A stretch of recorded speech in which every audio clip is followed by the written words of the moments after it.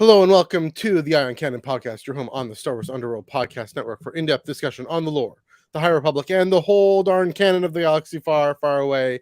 My name is Matthew, and I'm joined across the continent by your friend of mine, Mr. Joel Davis. Joel, how are you doing this week? I know it's Boxing Day, so I brought a box. You brought a box. There we go. A box. It's a There's nothing in it, but it's a box, so got a very box. Sith-colored box. Well, it's a Christmas box, so it's got the Santa bell. That's true. I love red. Red is also, yeah, fair enough. Yes. Merry Christmas, Happy Holidays, Happy Hanukkah, all that to you and to everyone. This year, Joel mentioned this week we're doing the great unboxing day guest show. Hopefully, we get some folks that we asked to come on and chat with us about the year that was and the year that will be in Star Wars, favorite memories and stories from 2022, and what they're looking forward to in 2023. So we already have our first guest coming up. We'll be getting to that in a few minutes, maybe about 10-15 minutes, because we've got some High Republic news to throw your way as well. Let me just make sure everything's all synced up here before we get to all that. First, the plugs. You can follow us Twitter and Instagram at Ion Canon Pod. We get Twitter's fairly active, pretty active. And Instagram getting there. I'll put it that way. One other thing to say this week: no Tractor Beam. My Tractor Beam comic book reviews. Comics usually come out Wednesdays. I review them on Fridays. There weren't any Star Wars books that came out this past Wednesday. It was one of those weird off weeks because this coming Wednesday, there's a Santa sleigh load of comics, 5 in total, including Dr. After number 27 and High Republic, The Blade number 1. Really looking forward to those. So on Spotify and Apple Podcasts, alongside all of our full Iron Canon episodes are on there right afterwards at night. After this, the YouTube I upload them to Spotify and Apple Podcasts. Speaking of YouTube, though, we're not just on YouTube. Welcome everyone who's watching on the Star Wars Underworld Facebook channel, on our Twitch stream at Ion Canon Pod, on the Ion Canon Twitter, and the Star Wars Underworld Twitter. We are just all over the internet. We're sowing our oats all over the internet. Here, watch us. We are yes, come watch us. Come comment. Come chat. Come engage. In all the different ways. One way you can engage, if you're watching on the YouTube, the Star Wars Underworld YouTube channel specifically, is through YouTube memberships and also then through super chats. Both of those do benefit the channel, do benefit the podcast, and definitely with super chats. We're trying to get to all comments, but especially in this, I think in this show, this episode, we're probably gonna not be able to get to too many comments because the people commenting are usually actually coming on and talking, so that'll be fine. But also, but so then if you do a super chat, if you are willing to donate a few of your shekels and donate a super chat, then we will definitely get to that comment. Also, the Discord, and Joel, remind me, I think the Discord link is perpetually minty fresh now. Yes, I believe so. I believe I have made sure of that. So click the link below. I believe on all, maybe just on YouTube and Facebook. I'm not too sure which streams actually get that link. But if you don't see the link below, send us a DM on any of those other channels, and we'll send you a fresh link to join our Discord server, the Star Wars Underworld Discord server, where, Joel, you've got a lot of good conversations going. I've got a bit of conversations going. I know we know Ben and some others from the fandom fam are pretty active in there. So other different ways to get in touch with us. So those are the plugs out of the way. First of all, we're going to do the usual front matter. We got the week in Star Wars. We're going to do a year in Star Wars, just a little bit. We're going to get to the specifics later, but a few thoughts on that, and then got a bit, like I said, a bit of High Republic news, and then we will start bringing in the guests. So, first of all, as yesterday was the December 25th, for traditionally for Christians, it is the feast of the Nativity of our Lord. For everyone else, it's Christmas too. Welcome. And so the typical thing of any gifts, Star Wars gifts. I know I got a few, but Joel, I'll throw this to you. Did you get anything from Master Nicholas of Mira? Yes, I did. I got a Star Wars calendar, which is buried under a big book, so it's gonna be a little hard to get. But I did get Oh boy, this beauty, the Star Wars, the Clone Wars Legends Marvel collection. Nice. It has all sorts of fun stuff. It's got the also got the one of the last Dark Horse stories, the Son of Dathomir arc. We got some old Dark Horse comics from the early 2000s about good old Quinlan Voss and his story. Battling Egg Sherrod Head. Oh, we got the Revenge of the Sith comic in here too. Some cool concept art thing from that from that one comic. Its name escapes me. And a couple of cute little funny ones too. Oh, Matthew, you gone quiet? Oh dear. Oh, there 3 you go. years in to COVID. So, is that Infinities, the thing with like the mall with the spindly legs and all that? Yeah, that sort of Infinities thing. Yeah. It didn't have the Maul one. It had a It's called Palpatine Infinities? one. You're doing like Okay. a dark ritual thing. Yeah. Um. Interesting. Okay, so Sorry, yeah, keep so going. I got that. But yeah, I got the cool stuff here. Probably one of the best. Probably really cool, and I'm excited. All right. Yeah, that does sound. That's a really great gift. Yeah. I mean, Actually, let me see if I can get the Star Wars calendar from under here. There we go. yeah. There you go. Got a Star Oh, Wars sweet. calendar. Yeah, there we go. The background here. Is it, it's hard to tell from what I can see. Is it all the films, or is it just original, or? Uh, let's see. It looks mostly just original. I just picked out whatever one I found in the store. It That's seems fair. mostly just original right now. I had last time my last Star Wars calendar was all Mandalorian. So Oh, okay, I see. Yeah, fair enough. Right on. Right on. Well, yeah. It's pretty solid gifts. You got anything else, or is that what you got? Just one. that was it. That was it. I had a bunch of other stuff, but these were the only two Star Wars related things. So Yeah, that's fair. Okay, that's good. There we go. Yeah, I got a few things. I got the day at a time calendar. That when I'm actually able to rip it off. So I bring it to work, and then I set it next to work, and I can actually do that. Usually they're pretty creative with the way the photos. A few years ago they had one with just all original art. Just bring that one back for 2024. That'll be fine. Reuse that because you recycle them, you throw them out at the end of the year. But yeah, that was good. And then got some Grogu socks. Always got to get some socks. And yeah, this really cool mug. I don't know if you guys have seen, but here at Shoppers Drug Mart here in Canada, there's this mug with the art of most of the films. And I know you can actually buy these prints, but we've seen them. It's sort of fan art, or maybe it's the art that Lucasfilm commissioned from an actual artist. I don't quite know, but because I've seen them around. I've seen them on social media. And the mug, it's the color change mug. So there's just the little film names at the bottom. And it goes from 1 to 8. It stops at 8 for some reason.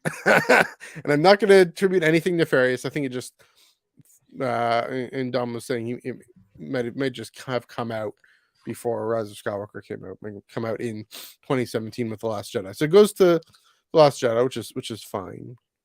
9 would have been, you get the full thing, but it's really cool. Really, the color really is really vibrant. Really comes out. So nice. Hopefully they make an update one. Yeah, I mean they'll make an updated one sometime. Yeah.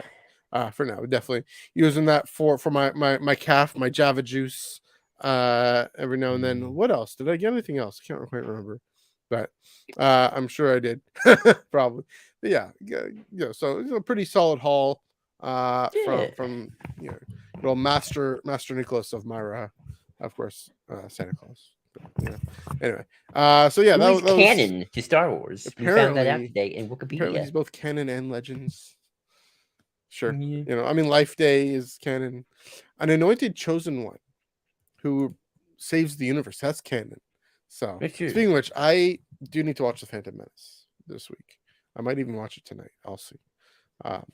Who knows? Anyway, so yeah, that was this week in Star Wars for gifts. Joel, you want to mix it up a little bit for thoughts about Star Wars. So for the week in Star Wars, not this week in Star Wars, the year in Star Wars, you had a thought about the Disney era and what 2022 says for that. The year in Star Wars. It was a year of Star Wars. It really was a year of Star Wars, wasn't it? 3 shows, dang. Star Wars 3 shows, a bunch of books, and a bunch of books. What a year. And a celebration. Were there any films? Nope. Nope. And a we talked about all that last celebration. week. Yeah. Sorry, I'm stepping all over everything. Keep going. Talk about Celebration for sure. Oh no. Uh, no. I think 2022 is just sort of the year that kind of embodies everything about why I was glad that Lucas sold to Disney all those years ago. By getting just three very different types of Star Wars shows, each with a different creator, each with their own spin on things. And not to be malicious or anything, it's like, but when it was the Lucas dime, it's like it was the Lucas way or the highway. Yeah. So if you didn't like Clone Wars, good luck with all on screen Star Wars. I mean, unless you like the book stuff. Even then, 2008 to 2010, there were some the people were kind of having trouble with the books at that time too, for a whole host of reasons I won't get into. But this year you had you had Jon Favreau doing his thing and Tony Gilroy doing his thing. Each was so different and unique, and I just think it was just so interesting. So it's like not everything had to like embody Star Wars. Like, you didn't like Book of Boba Fett, you didn't like Book of Boba Fett. You didn't like Obi-Wan, you didn't like Obi-Wan. You didn't like Andor. Well, hopefully something next year. You don't like. Maybe Acolyte's your cup of tea. But Bad Batch too. Yeah. But everything is just sort of hopefully you like something, and I think this is a very diverse year for Star Wars TV overall, and was quite happy with it. Yeah. Similar thing. Train of thought. The paper. I saw. Seeing your comment there. 2022 was a high watermark for adult novels, I'd say, in terms of the Disney canon. I mean, you could say the Aftermath trilogy was itself an achievement, although with mixed reception to that one, the different trilogies. But especially the summer had these three very different standalone novels. You had Brotherhood, you had Princess and the Scoundrel, you had Shadow of the Sith. Three different stories, three different eras, all three different, kind of the three different trilogies.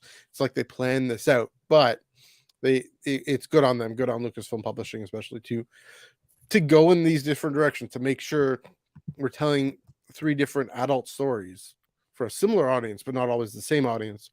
And then just generally the group of authors generally that they've gotten, including for Padawan, for especially, and then especially High Republic. So good on them for giving us all these different character studies, different kind of moments, and all very character driven stories. I do mention that a lot. I'm trying to remember what were the standalones this year. I mean, I know the High Republic was happening this year. So again, it was Brotherhood by Mike Chen, Shadow of the Sith by Adam Christopher, and Princess and the Scoundrel by Beth Revis. Oh, and the Young Kenobi story too. Yeah, and then Padawan by Kristen. Oh, I forget her name. I want to say Kristen Beaver, but that might be it. Yeah, Kristen Baver writing nonfiction books. The High Republic, making of the art of the High Republic. So I'll look that up and correct myself. With the author of Padawan was another great novel. Connected to everything with Obi-Wan, and those were both Padawan and Brotherhood, single words. Those were connected to Kenobi in their own way, but also different aspects, different stories, showing that. So good on them. And then of course High Republic bringing in all these fresh voices for Phase 2. You have Zoraida Cordova and Tessa Gratton and George Mann, just in the first wave of Phase 3 already. Also with Kristen White. Kristen White. Thank you. Phase 3, and I know Cataclysm, Lydia King, I believe her name is. She's writing Cataclysm, and so just different things. And I mean, even having Charles Soule is writing just a short that's coming out, as I said, in a few days, and Claudia Gray writing a one shot, mixing things up, spinning things around. Yeah, I mean, Phase 2 is going tremendously. It's gotten such great reception. I think, Joel, even you're more into Phase 2 than you were into Phase 1. I think that's fair to say. I like more things about Phase 2. I love you've done more with it. So yeah, that's good on them. Joel, you had something you want to chime in there before I go on? That's right. It's sort of funny how I think Star Wars honestly is at its best, and I can do a whole thing about this later, when it's not really focusing on these big storylines, which is ironic because we love the High Republic. I mean, I know you do. I like Yeah. it. But Mhm. like I think when it's too much this one storyline, I think it gets a little too well, you either like this storyline or that's it. I think with the one shots we allow ourselves to kind of like, okay, well, we like this one storyline, but also, what if we don't? Or what if we want a little bit something else? Then we can move to like, here's a one shot in this era. Or, it's like the TV shows. Yeah, we got the Mandoverse thing going on, Yeah. but then Kenobi and Andor are very much like one shots in a sense. Mhm. I mean, obviously you can say like, oh, Kenobi's episode 3.5, and I don't begrudge anyone saying that. But at the same time, it's like, Kenobi's not gearing up for Mando season 3. It's pretty much its own thing, and Andor is very much its own thing. The only thing it ties into is obviously Rogue One. But I think kind of, and in 2008, 2012, the old end post Endor books of Legends kind of had a bit too much of that main storyline. Keep driving Mhm. forward. Like maybe some one shots or like a little trilogy of some different characters Yeah. might be what is needed here. So Yeah. I'm glad that we're continuing that, not They are doubling down on one taking thing. a page from paper. See what I did? Exactly. Taking a Yeah. page. Sorry. I hope you all like that, guys. I'm proud of that joke. I can now end 22 on a high note. Yeah, that now it's a lot easier, so much easier to do a novel. It's not easy, but it's Oh yeah. easier to publish a novel than it is to throw up a blockbuster Disney Plus show. But yeah, I mean, character driven stories on the one hand, widespread. I think just echoing your point here. Yeah, I don't need to repeat it, but yeah, that is a great point. Mhm. Speaking of High Republic, very quickly, gonna run through this. There was the High Republic show on the official StarWars.com and official Star Wars YouTube. Christina Ariel back doing her wonderful, glorious thing.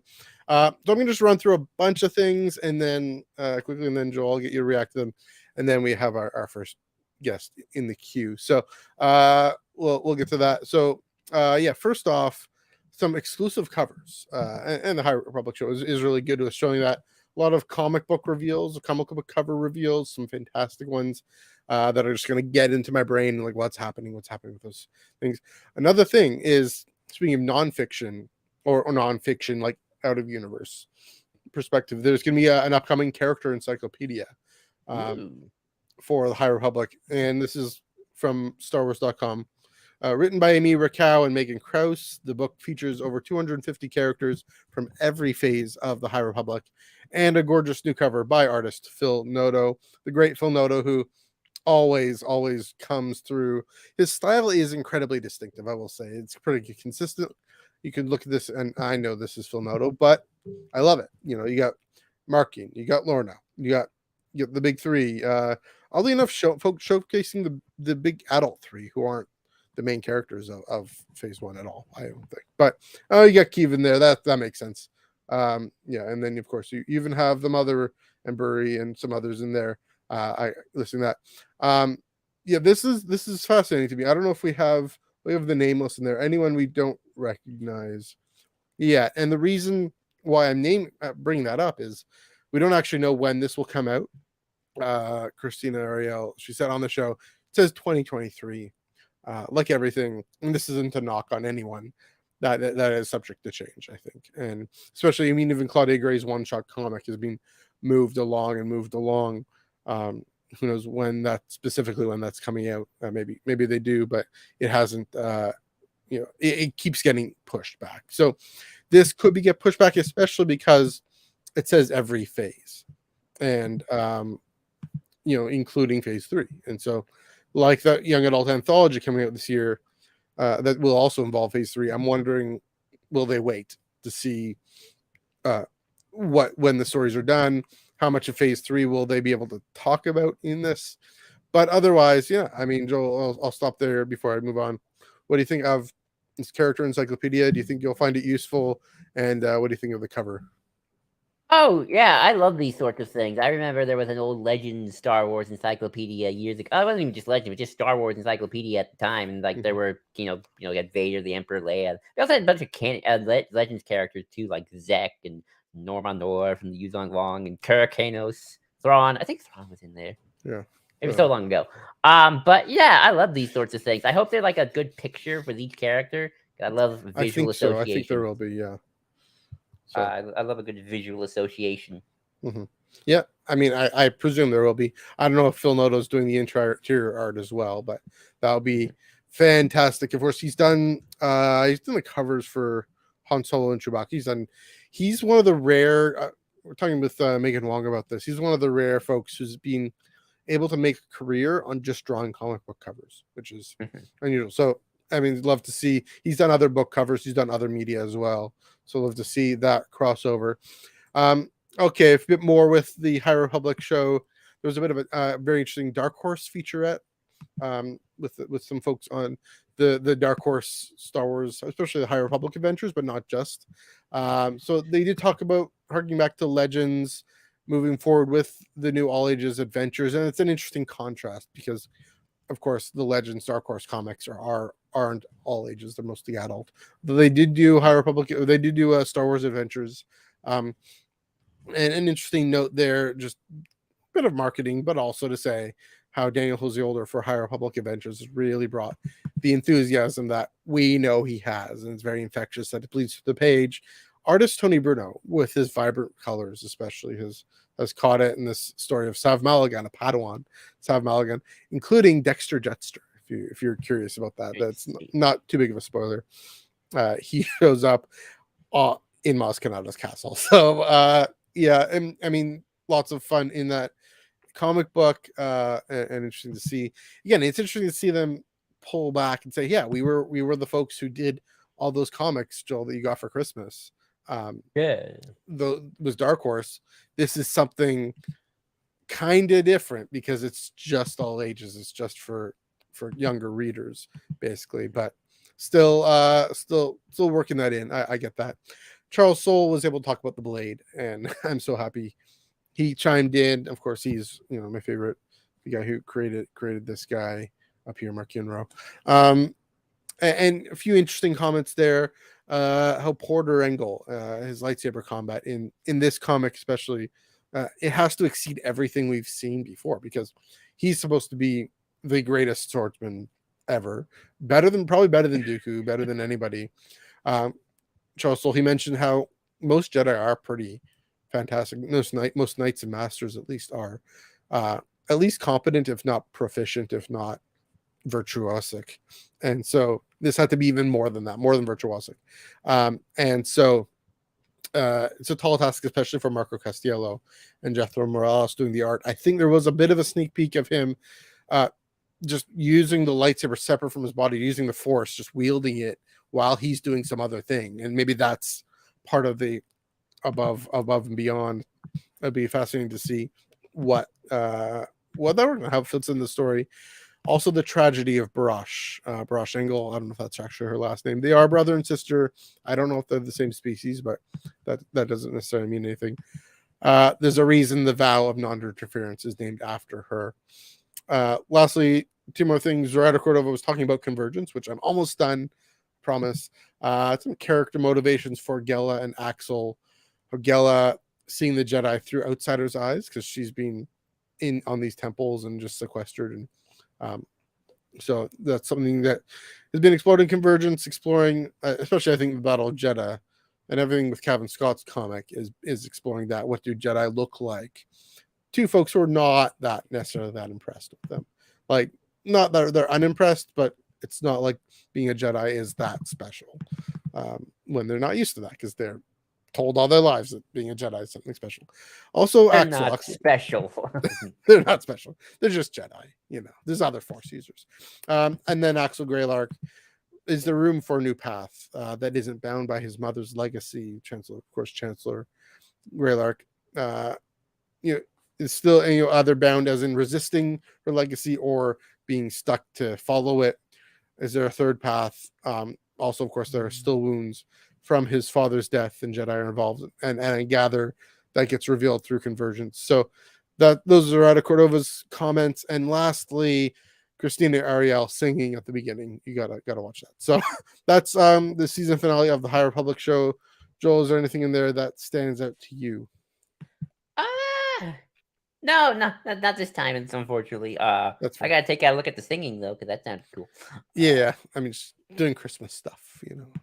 Who doesn't love Christmas? It's Christina Ariel. She never changed, Christina. Please never change. Please do you. Fair enough. Okay. Yeah, I think it's time, guys. I think it's time to the great unboxing day guest show. We got at least one person who I believe is ready to go. I hope she's ready to go. Give me a nod there. Maybe. Sure. Okay, we'll bring her in just a second. But first, this is how this is gonna work. And I'll repeat this every time. We want you to look back, and we want you to look forward. So we'll ask favorite Star Wars memory, period, and if it's celebration, then what about celebration? Then favorite Star Wars story, screen or paper of 2022, and then what you're looking forward to. So, already. So yeah, Anna, let's bring you on. How's it going? Woo! Wonderful jersey, even better hat. Hey. Yeah. First of all, Yay. I got to do the Venn diagram. Big win this afternoon. Oh yeah. Way to kick off at least the Liverpool's second half of the season. Okay. So yeah, how's it going? Welcome to the Ion Canon podcast. Thank you. I Yeah. am doing swell, especially after today's Liverpool win. Yes. And then Merry Christmas, Everton, to those who get the reference. Nice. But yeah, I'm doing great. How are y'all? How's y'all's Boxing Day? Pretty good. Good. I got a box. I have my box. Hey. There we go. There we go. I got a box. Yeah. We got Yeah. a bit more time. We're just waiting for more people to join the queue. Did you get any good merch from Master Nicholas? I actually got a lot of money, so that's I good. just did that and just bought stuff for myself. Well, I haven't started buying anything except for the Liverpool third shirt.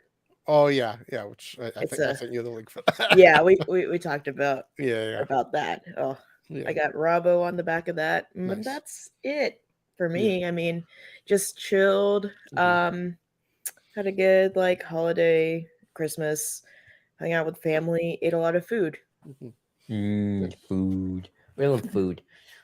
Actually, I don't. I'm not a big foodie. I'm just making sure. I just saw you message me something else. Oh yeah, fair enough. Okay. Well, so you haven't bought stuff yet. What? You have anything? I you have your don't eye on have anything Star Wars-y? anything that I You just surprisingly bought it all already, didn't you? Yeah. I haven't really. I've been trying to be a bit better. Well, because I have a trip coming up, so I'm trying to save for that. So That's after the trip, then I think there will be a possible influx of things. Though I do have a present for Jordan and Tracy. Hopefully I can get it to them soon and they can maybe unwrap it on stream. I don't know. Yeah, there we go. It's a good idea. Oh yeah, Feel free to join us, Jordan. Yeah, that's true. I keep threatening to come on your guys' stream again, and if I have something to unbox, I'll do it. Yeah, well, I'll let you know. Okay, well, we'll see. Are you planning on going to Celebration Europe? Are you hoping to go? I know Liverpool is further south than that. Wish I could go to Celebration Europe. I am not going. I don't have plans to go to Celebration Europe. But I will be, watching as much streams and stuff as I can to get all the updates. Hey, CouchCon 23. Let's do it. Let's go. Yeah, let's figure out a Underworld fandom fam. Figure that out. Yeah, we can do it. We can do it. Okay, well, we might as well dive into it then. Yeah, because we got time again. We're waiting for more people to join the old queue. Favorite Star Wars memory of 2022, and the stipulation.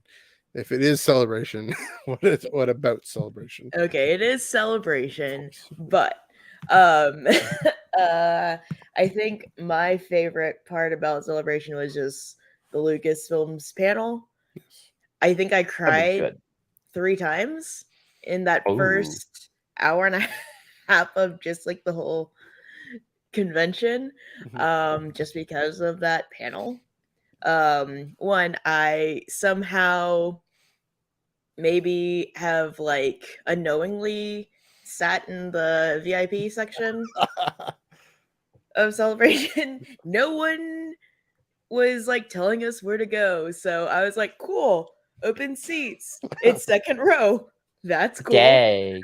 I So- wish I had that kind of guts, because like I'm in a wheelchair, so it's like I'm disabled. I should be allowed to do anything I want, Which but I didn't. should be true. I- Should be I true. mean, I didn't do it. should be. Let's be real. Mhm. But yeah, and no one kicked me out. Yeah. So, and then it started, and so I was like, cool. I guess I'll be sitting here. Why not? Yeah, so that panel, and then like for me, for like, yeah, I met like Tamora Morrison and like all the everyone that I met at Celebration doing like the autos and stuff like that. Met Ewan McGregor, that's cool. But like being able to be there for that the premiere of Kenobi, that was probably like hands down for me. Oh my gosh. And just like during like those first 2 episodes and just being in the like theater or in the, just with a bunch of Star Wars fans and like, the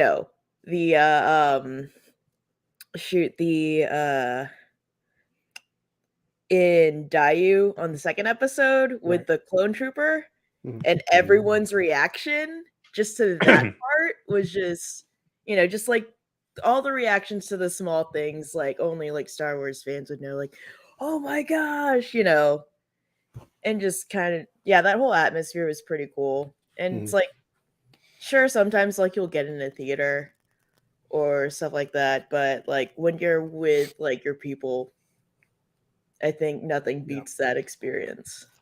Yeah.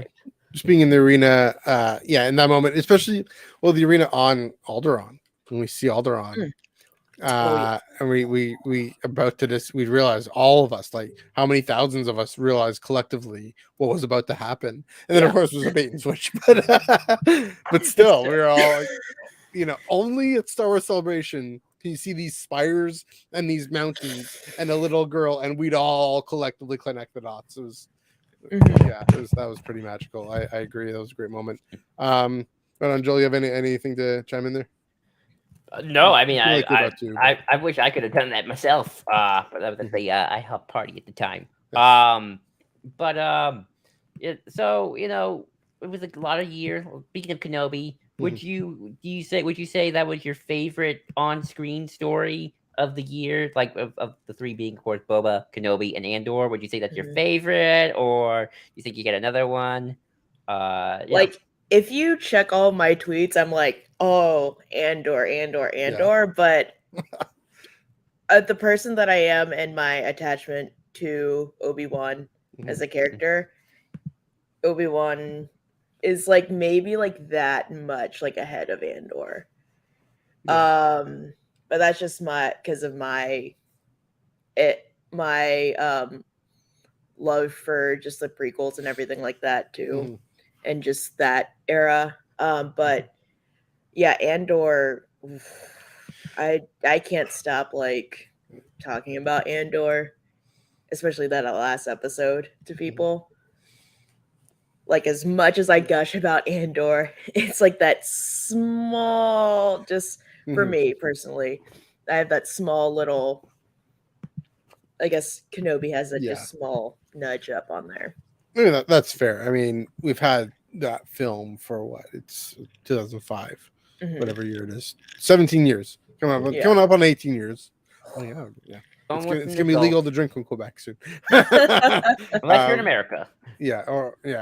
No, just to drink in Quebec specifically. It can drive in the States. Yes.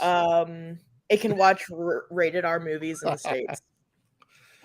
Maybe could be a rated R movie one day. I don't know. It can vote. Yeah, they can in vote. this. Anyway, but yeah, the love that we have for that film, yeah, I can see it give it that extra oomph. Yeah. For those of us Star Wars fans. One last question about Celebration before we look to the future. I'll just maybe just a comment. I still blows my mind that you hadn't met Jordan at that moment. You guys are in the same room from the same city. Yeah, no, and we like our friend, Yeah, who had connected us together, hadn't decided not to tell us until 2 months after. That's amazing. Celebration. There you go. Knowingly that we were both going at the same time. Right. And of course, where all that's going is Tales Beyond the Galaxy on the Star Wars Underworld podcast network, which you can catch Wednesday nights at 7:30 Mountain Time, Central Time. Yes. Except for this week. Except for this week. Yeah. I do have one question though for you, Anna. Do you have it? Where did you keep up with any of the reading, and do you have a particular favorite book or comic this year that came out? Yes, I have read the new ones that did come out this year. I did read Padawan, and I did read Brotherhood. Nice. Excellent. I really enjoyed Brotherhood. Especially like Asajj Ventress is also one of my favorite characters too. So just like that first meeting of Obi-Wan and Ventress, and just the start of that, I was like, oh, a lot of things make more sense now. Yeah. And it just enhances every time I like rewatch Clone Wars. And I also like and I've read Dark Disciple finally this year too. Yes. And so that just also it was a Ventress year for me too. It was they got the double whammy there. Ventress and Jedi. Yeah, I mean, Mike Chen does a great job setting up the banter that would later happen. And just, not setting up, but extrapolating backwards. Yes. Right? I mean, kind of similar to what Adam Christopher does in Shadow of the Sith, extrapolating backwards to where things are. So that great, and you saying Dark Disciple is new to you, which is fair. Like, that's one of the things we can ask is if it's new or if it's new to you, that counts as well. Well, I knew like most of the events and everything that happened in it, but it wasn't till like this year that I actually like read or listened to the audiobook. So I listened to like everything audiobook, and I'm in the middle or like I just started the Revenge of the Sith audiobook, novelization audiobook. Classic. So good. Yeah. Just like that first part where they talk about like Dooku and everything, and where they described like the whole duel. So good. Yeah, I mean, especially the duel and just all the different techniques and the storytelling and characterization in that. Yeah, I mean, that's one of those novels that's so beloved that it like Darth Plagueis, it's effectively canon. We can't not see it while watching. So yeah, great point. Last question: of all the announcements for 2023, what are you most looking forward to? Of course, you're not going to do Celebration, but we'll do CouchCon. We'll do CouchCon. But in terms of actual things coming out, stories coming out, including one that comes out in a week and a half, but otherwise, including that one, but also anything else that's like top of my list excitement for me, I would say The Mandalorian season 3, just because of my love for Mandalore. Yes. I'm really excited to see all of that in live action, which I'm assuming that is Mandalore. Maybe. I think so. You know. Sundari and all that, and then after Mandalorian season 3, I'm really excited for Jedi Survivor. Yes. Good call. And the book. Yeah. Battle Scars by Toronto Sam Max. There you go. Which is what it comes out like, when does that book come out? like a week or two before the game, I think. Okay. Like maybe 2-3 weeks before the game, around there. Okay. Yeah. Okay. So I need to like get on top of that before. Yeah. I mean, I imagine people will be game comes out. reading while the game is being, played through and all that. But yeah. Are you gonna do playthroughs on Wednesday nights? Yes. Excellent. Yes, for Survivor, yes. I have plans for that, and then the next playthrough that we're doing is not Star Wars, but it's going to be The Last of Us. Nice. Okay. Because that is going to come out, the live action HBO version, in January 15th. Oh, right. That's right. Yeah, it comes out. Mm-hmm. Well, yeah, that's lots of exciting things both in Star Wars and outside of Star Wars. Speaking of which, Tales from Beyond the Galaxy, plug everything else. Okay, yeah. Usually most Wednesday nights, 7:30 Central Time. 8:30 Eastern. 5:30. Y'all can do the math. Yeah. On Twitter, what are we? We're TFBTG Pod. On Instagram, Beyond the Galaxy Pod, which I do a lot more posts on there. And I need to post a picture of the waffles I made yesterday. Yes, there we go. All of that good stuff.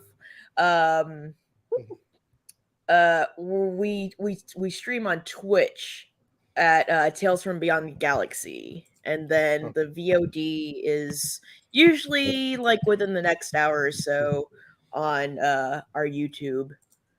But yeah, and then you can follow me.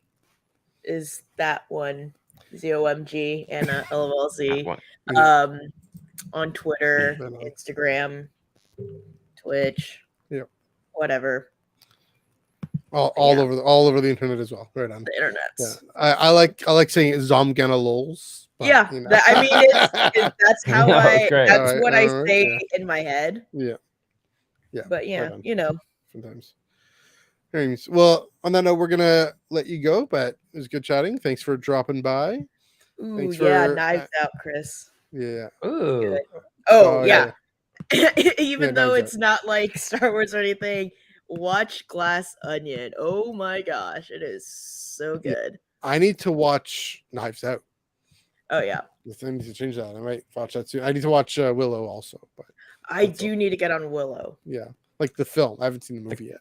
Yeah, I might even do that tonight. So, but yeah, Knives Out, Glass Onion. I've heard everything really good about that. Right on. All right. Well, thanks again for dropping by. Good to have met you on the Thanks for having me, y'all. And see you guys around. Sounds good. Sounds good. Okay, so we're gonna next person. I think we got a new person here. Yeah, I'm gonna add James. James, how's it going? Hello. Can you guys hear me? Oh yeah. Yeah, we can hear you. Okay. How you guys doing? You're doing good. We're doing good. How are you? Good to hear. I'm doing pretty good. Weather is finally calmed down. It was -33 here like 2 days ago, but it snowed a little today. But overall, I mean, we're finally getting back to a point where it's bearable. If you don't mind me asking, like, whereabouts sort of are you? If you don't want to be too specific. Oh no, I mean that's fine. Oh, love the shirt, by the way, the Star Wars one, Joel. Oh, thank you. Yes. I'm in LaSalle County, Illinois. Oh, you know, so I'm a couple hours from Chicago. I mean, I go up there every once in a while, but So you're about just due west of me in Toronto, yeah. Just okay. Actually, I met a few Canadians here a few months back that. They were down here for a disc golf tournament, of all things. That does not surprise me. It was the most Canadian thing that I'd heard in quite a while, to be honest with you. I have some friends in Saskatchewan who play disc golf. I kid you not. James, thanks for joining us. Thank you. Krusty the Clown. Hey. Right on. So yeah, and welcome to the Iron Canon podcast. We're generally chat, paper canon and screen canon. The idea is for you to look back and to look forward. First of all, start with favorite memory. What was your favorite Star Wars memory? Was it an event? Was it a thing you experienced? Favorite Star Wars memory isn't necessarily like one singular memory. It's kind of a collective of like my first experience with Star Wars was my father had the not the special edition on VHS, but I got brought up with the original trilogy first off. My father refused to watch the prequels until I actually got to introduce that to him. So that was cool. The funniest thing was watching 1 and 2 with him, and then in the second one he pauses it and goes, That's Senator Palpatine. That's going to be the Emperor, isn't it? Good job. Yeah. There you go. So, but specifically, I meant to say 2022 specifically. That's a great memory. That's a great memory. I will say that was a great memory. But of 2022 was your favorite? I'll be honest. I haven't kept up as much as I should this year. I guess probably it'd be another personal Star Wars memory was I got to show New Hope to my girlfriend, and then she actually had a nightmare about stormtroopers coming and invading a ship and taking her away like Princess Leia. Is that what you want? It's kind of cool. No, actually, so last time I was on the show, I didn't really have too much to talk about, but I actually brought something to talk to you guys about today. Nice. So my cousin, I thought maybe you guys could shed some light onto this. I was listening to this earlier, didn't get a chance to Google it. I was a little enthralled, but she had given me a vinyl that she found in the attic of her house after she bought it. She found the Star Wars soundtrack on vinyl. She kept that, but she knows I'm also a Star Wars fan, so she gave me a vinyl that said The Story of Star Wars on it. And so I thought, it was going to kind of be like, because George Lucas's name was on there, and I was thinking, okay, so this is going to be George Lucas talking about making Star Wars. It's going to be an in-depth thing. No, it was literally Star Wars on vinyl. Like all of the actors, the soundtrack, everything. The only thing that's different is there is a narrator kind of making it almost like audiobook Star Wars. Is it the radio play? Is what I'm wondering. Oh, that could be it, because it sounds like a radio show. Yeah, they did a separate radio play, but that's on vinyl. That's an amazing. I've heard about those radio shows. Like I heard the one thing that I remember about hearing about the radio show version of Return of the Jedi is that in the Return of the Jedi, when Vader takes down the Emperor, he had this whole speech before he takes him down. Like, I'm gonna give this epic speech, and then I'm gonna throw you down. And then Lucas just reduced that to no, so he eventually reduced it to no. But yeah. We'll see. The only difference, I didn't get to finish it because I didn't get to finish it. But the one difference that I noticed, it wasn't a long time ago in a galaxy far, far away. It started with that, but there was an extra bit of spiel to it, and I meant to write it down, and I can't find that piece of paper. But it's something about a long time ago in a galaxy far, far away, and like an extraordinary tale. It goes on to make it sound like more grandiose than it does kind of like leaving that little mystery up to the title crawl. That's pretty sweet. Right on. That's pretty cool. Pretty classic find. Talking about Star Wars stories in 2022, if you've been able to keep up with the books and comics and whatnot, or if you prefer to talk about the Disney Plus shows, what was your favorite that came out in 2022? Like I said, alternatively, Joel invited me, but I'm more of a casual fan. That's fair. And so, I mean, but I guess the one thing, the one that I'm the most excited to watch, I will say, is Andor, because I have been looking forward to that so much. Rogue One was my favorite of all of the Disney movies that came out, and that's the one I'm the most looking forward to seeing. I haven't even seen Bad Batch season 1 yet, but the trailer for season 2 had me exciting. And just talking with Joel and one of our fellow people at Culture Slate, Richard Herrera, I mean, those two hyped it up enough for me. that. There you go.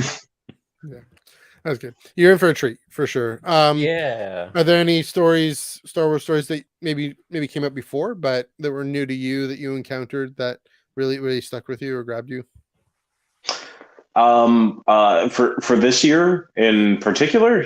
Yeah, or Yeah. even previous years. If you watch the Star Wars you haven't seen before, but you saw it this year, we'll count that this year. It's a Yeah. Star Wars thing you saw. I did finish Visions finally. Nice. I had seen most of it. That was pretty fantastic. I'm very excited for season 2. I guess more so than anything, what I'm most excited for this year is to hear about the lineup for 2023 and just how like cram packed that really is. I have a lot of catching up to do this year. I've watched. I'm diehard DC fan, so most of my watching has gone towards like DC universe stuff. But no, the thing that I got, I guess the most excited about this year was actually hearing about next year's like slate, like especially hearing about like Ahsoka coming out. I will be sitting down, canceling all plans, and definitely watching that like night one. Yeah, we're reeling you in. We're reeling you in. That's what I hear you saying here. Yeah, and I dropped off this year. I don't know what happened. Same with the MCU shows. I missed She-Hulk in the beginning of the year. I was finally getting caught up with those, but yeah. Oh, look, that happens. Life happens. You have other fandoms. While you're here, I'm just curious to know what to think about the whole James Gunn, the DC slate. What's your take on all that? I mean, obviously, when I first heard about Henry Cavill being ousted, spoiler alert for those who haven't seen Black Adam, seeing him show up at the end of that movie, actually, I had seen it prior. I had seen the leak. I saw the footage, but actually seeing it like in the theaters, that was just a jaw-dropping moment for me. Like it was unbelievable to see him finally back. I mean, I know we got Zack Snyder's Justice League, but that was, he didn't shoot anything new for it like everyone else did. Yeah. And then for him to post that he's back, just to say that he's gone, and James Gunn, following that up, like, yeah, no, this is true. That was a heavy blow just because it kind of felt like, okay, finally the DC EU is getting its footing. But yeah, I do think the reboot is necessary. I think it's the best thing. I loved.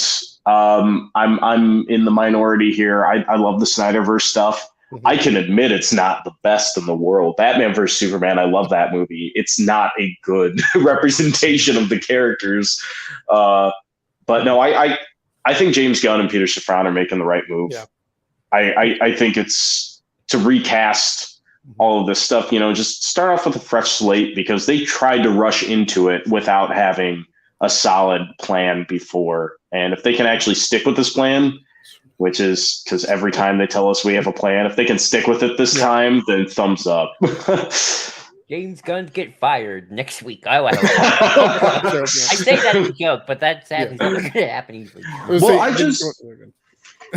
just hope, I'm glad that the Matt Reeves stuff is staying as its own thing, and I'm glad the Todd Phillips stuff is staying as its own thing, because what I'm excited for, especially, is the fact that James Gunn has already said, we're going to do Elseworlds, we're also going to do the DCU, because that's what DC in the comics really is. You have the mainline stuff, but they've always done Elseworlds, and it's always been just as good. The Red Sun, that's not Elseworlds, is it? Yeah, it is Elseworlds. So I'm not losing my mind. Okay, good. I love Red Sun's one of the only things I've read in DC. Anyway, I know that's a bit of a digression, but I appreciate the digression. It was interesting. Yeah. In James Gunn, I trust. I love Guardians so much. So, yeah. So, but thanks for coming on. Before we let you go. Anything you want to plug on the internet elsewhere?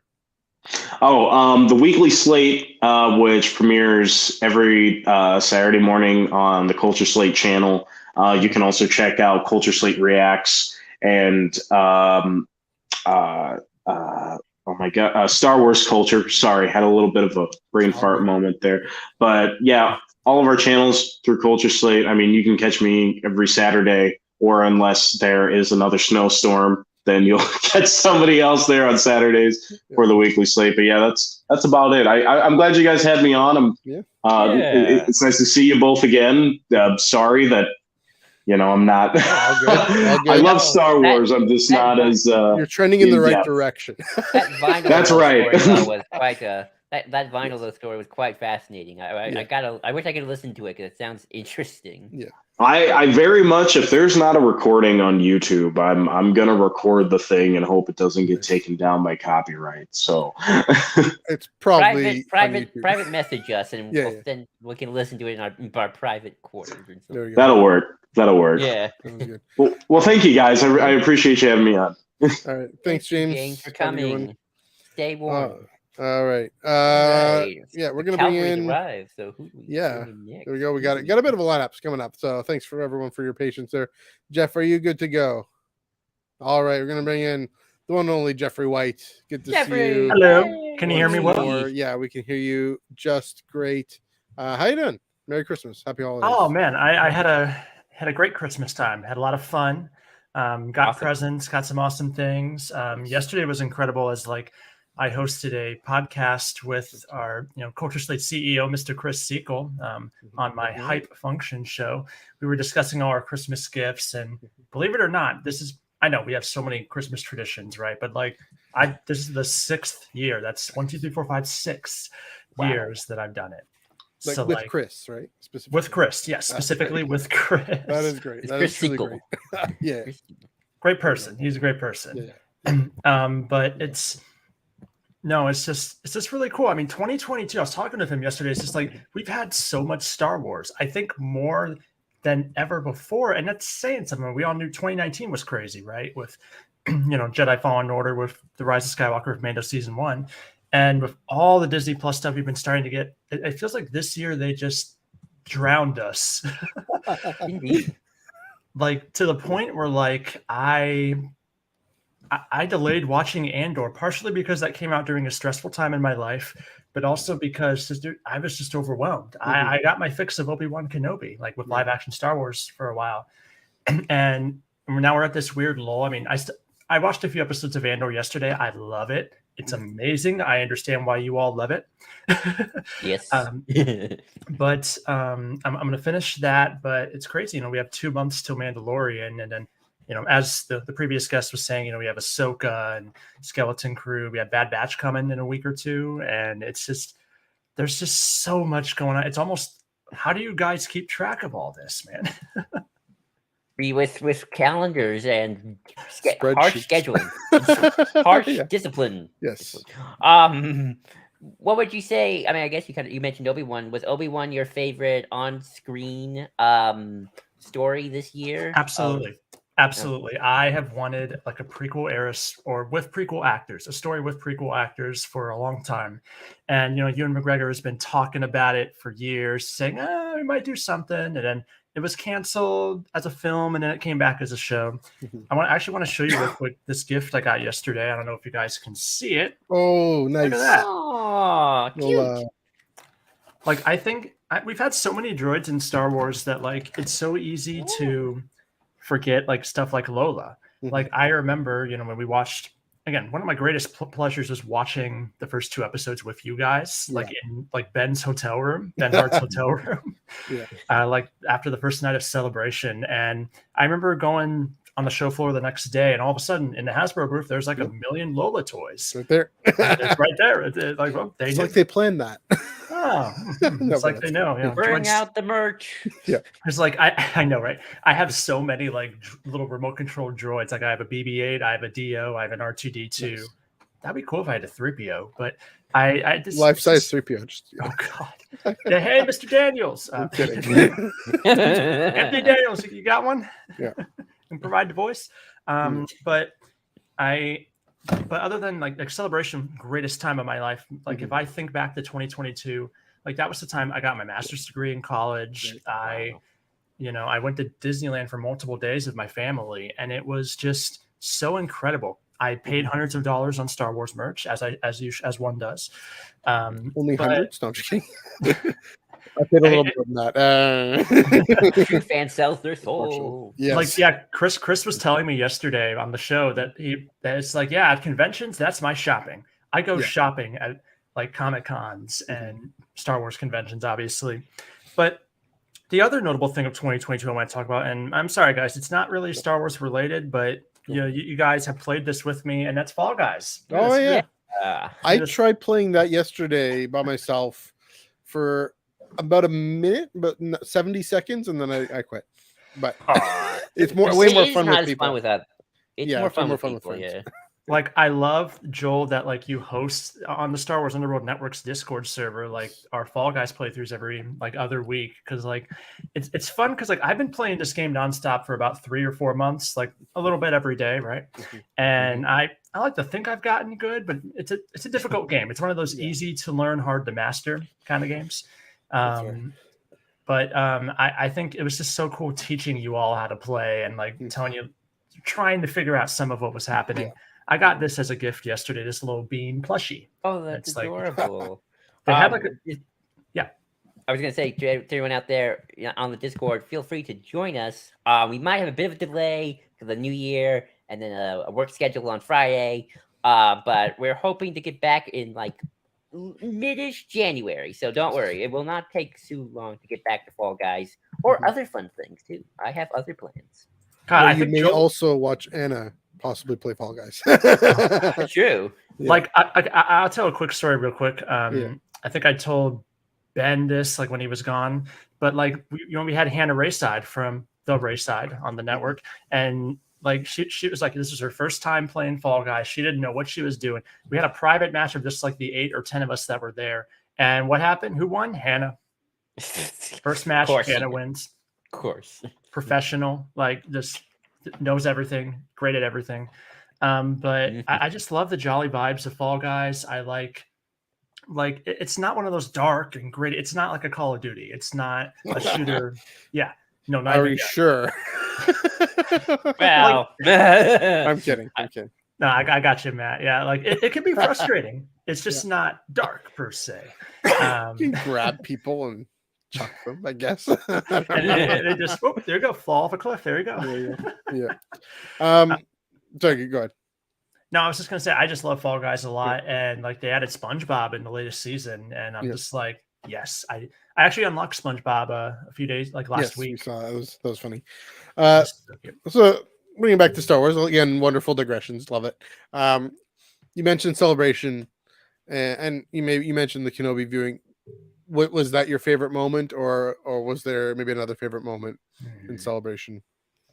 See, my brain has like 3 or 4 moments that are currently lodged in my brain. One of them was when we were all watching Obi-Wan Kenobi. Yes. Another one was when I was at the Star Wars Celebration live stage. I was in the audience and in the front row, and the best star of the day, Pedro Pascal, comes out. And like you look at the beginning of that video, front and center, boom, there's the back of my head.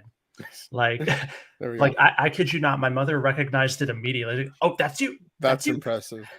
And that's like, also a mother. Good mothering. absolutely. But like, just man, Pedro Pascal is so like he was like so humble. He's just like, oh my god, everybody likes me, and it's just not like he's like some of the greatest characters in the cinematic medium, but just like it was just so fascinating hearing like all these like fangirls around me, like people who love Pedro Pascal, like screaming when he comes out, and like like there were so many great moments on that stage. I was there, like they started off on the first day that they had some Willow interviews on stage to start it off. And, it was kind of a measured response. There were some claps and whatnot, like I said before, but then Favreau and Filoni come out. And then like, that's when the place starts roaring. Another moment I have in mind was when I was in line to get an autograph from Sam Witwer. Sam Witwer's an amazing dude. I got an autograph on the same photo that I got Ray Park to sign many years, like a decade ago. Yeah. So it was just like so cool. But I'm just like waiting in line, and all of a sudden, the nearby Celebration stage starts roaring, and all of a sudden, you see the graphic Ewan McGregor. Like this is like the end of the third day, and Ewan McGregor came out. Like nobody knew, he just came out. Like boom, like let's talk about Obi-Wan. Like and seeing everybody around me just like running towards the stage because like people are like freaking out about Ewan McGregor. I think Ben Hart got some like photos like from the way back of the audience, right? And then the other one, I got a cool photo op with Billy Lord, Lieutenant Connix, and obviously Carrie Fisher's daughter. She was very nice.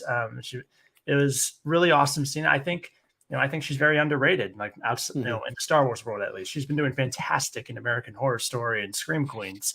But I think I said something like, I hope you have a bigger role in Star Wars sometime. Like I think it'd be cool. Yeah. But it was just so cool. Just like all these Star Wars celebrities, all of my friends, podcast buddies, people like you who also are huge Star Wars fans, that we're all just coming together for 4 days and just pun is intended. We're celebrating Star Wars, right? Aptly named. It's aptly named. Aptly named for sure. You're making me disappointed that I didn't spend more time at the live stage. That's something I definitely want to do next time I go to Celebration. Absolutely, because I remember, Matthew, like when I was. So this was my first Celebration as well, and so I'd never been to a Celebration before. When it was in Chicago 3 years ago, that was running to the point taken. But for 3 years ago at Chicago, I didn't go to that obviously, but I remember watching the live stream that the Star Wars show was doing, and I'm like, man, they have an audience. You can see the booths in the background and these celebrities. I want to be there. Yeah. And then what did I do? I was there. Yes. My sort of dream came true, and of course it was awesome sitting next to Joel during the Star Wars Underworld podcast at IHOP. That was my beloved memory. So all of a sudden these are like people like it'll be about in a few months it'll be 10 years since I started listening to the Underworld, and which is a very long time, my goodness. But I think all of a sudden I'm seeing these people like this one person used to host a podcast on channel 1138 like 8 years ago. Like, oh, I remember you. And just like seeing all these like amazing people that like I've seen in chat and past and present, and just like again, just being all being there because we love not just IHOP but also Star Wars. For sure. That's definitely getting the spirit of what this is about, what Celebration's about, what the fandom is about.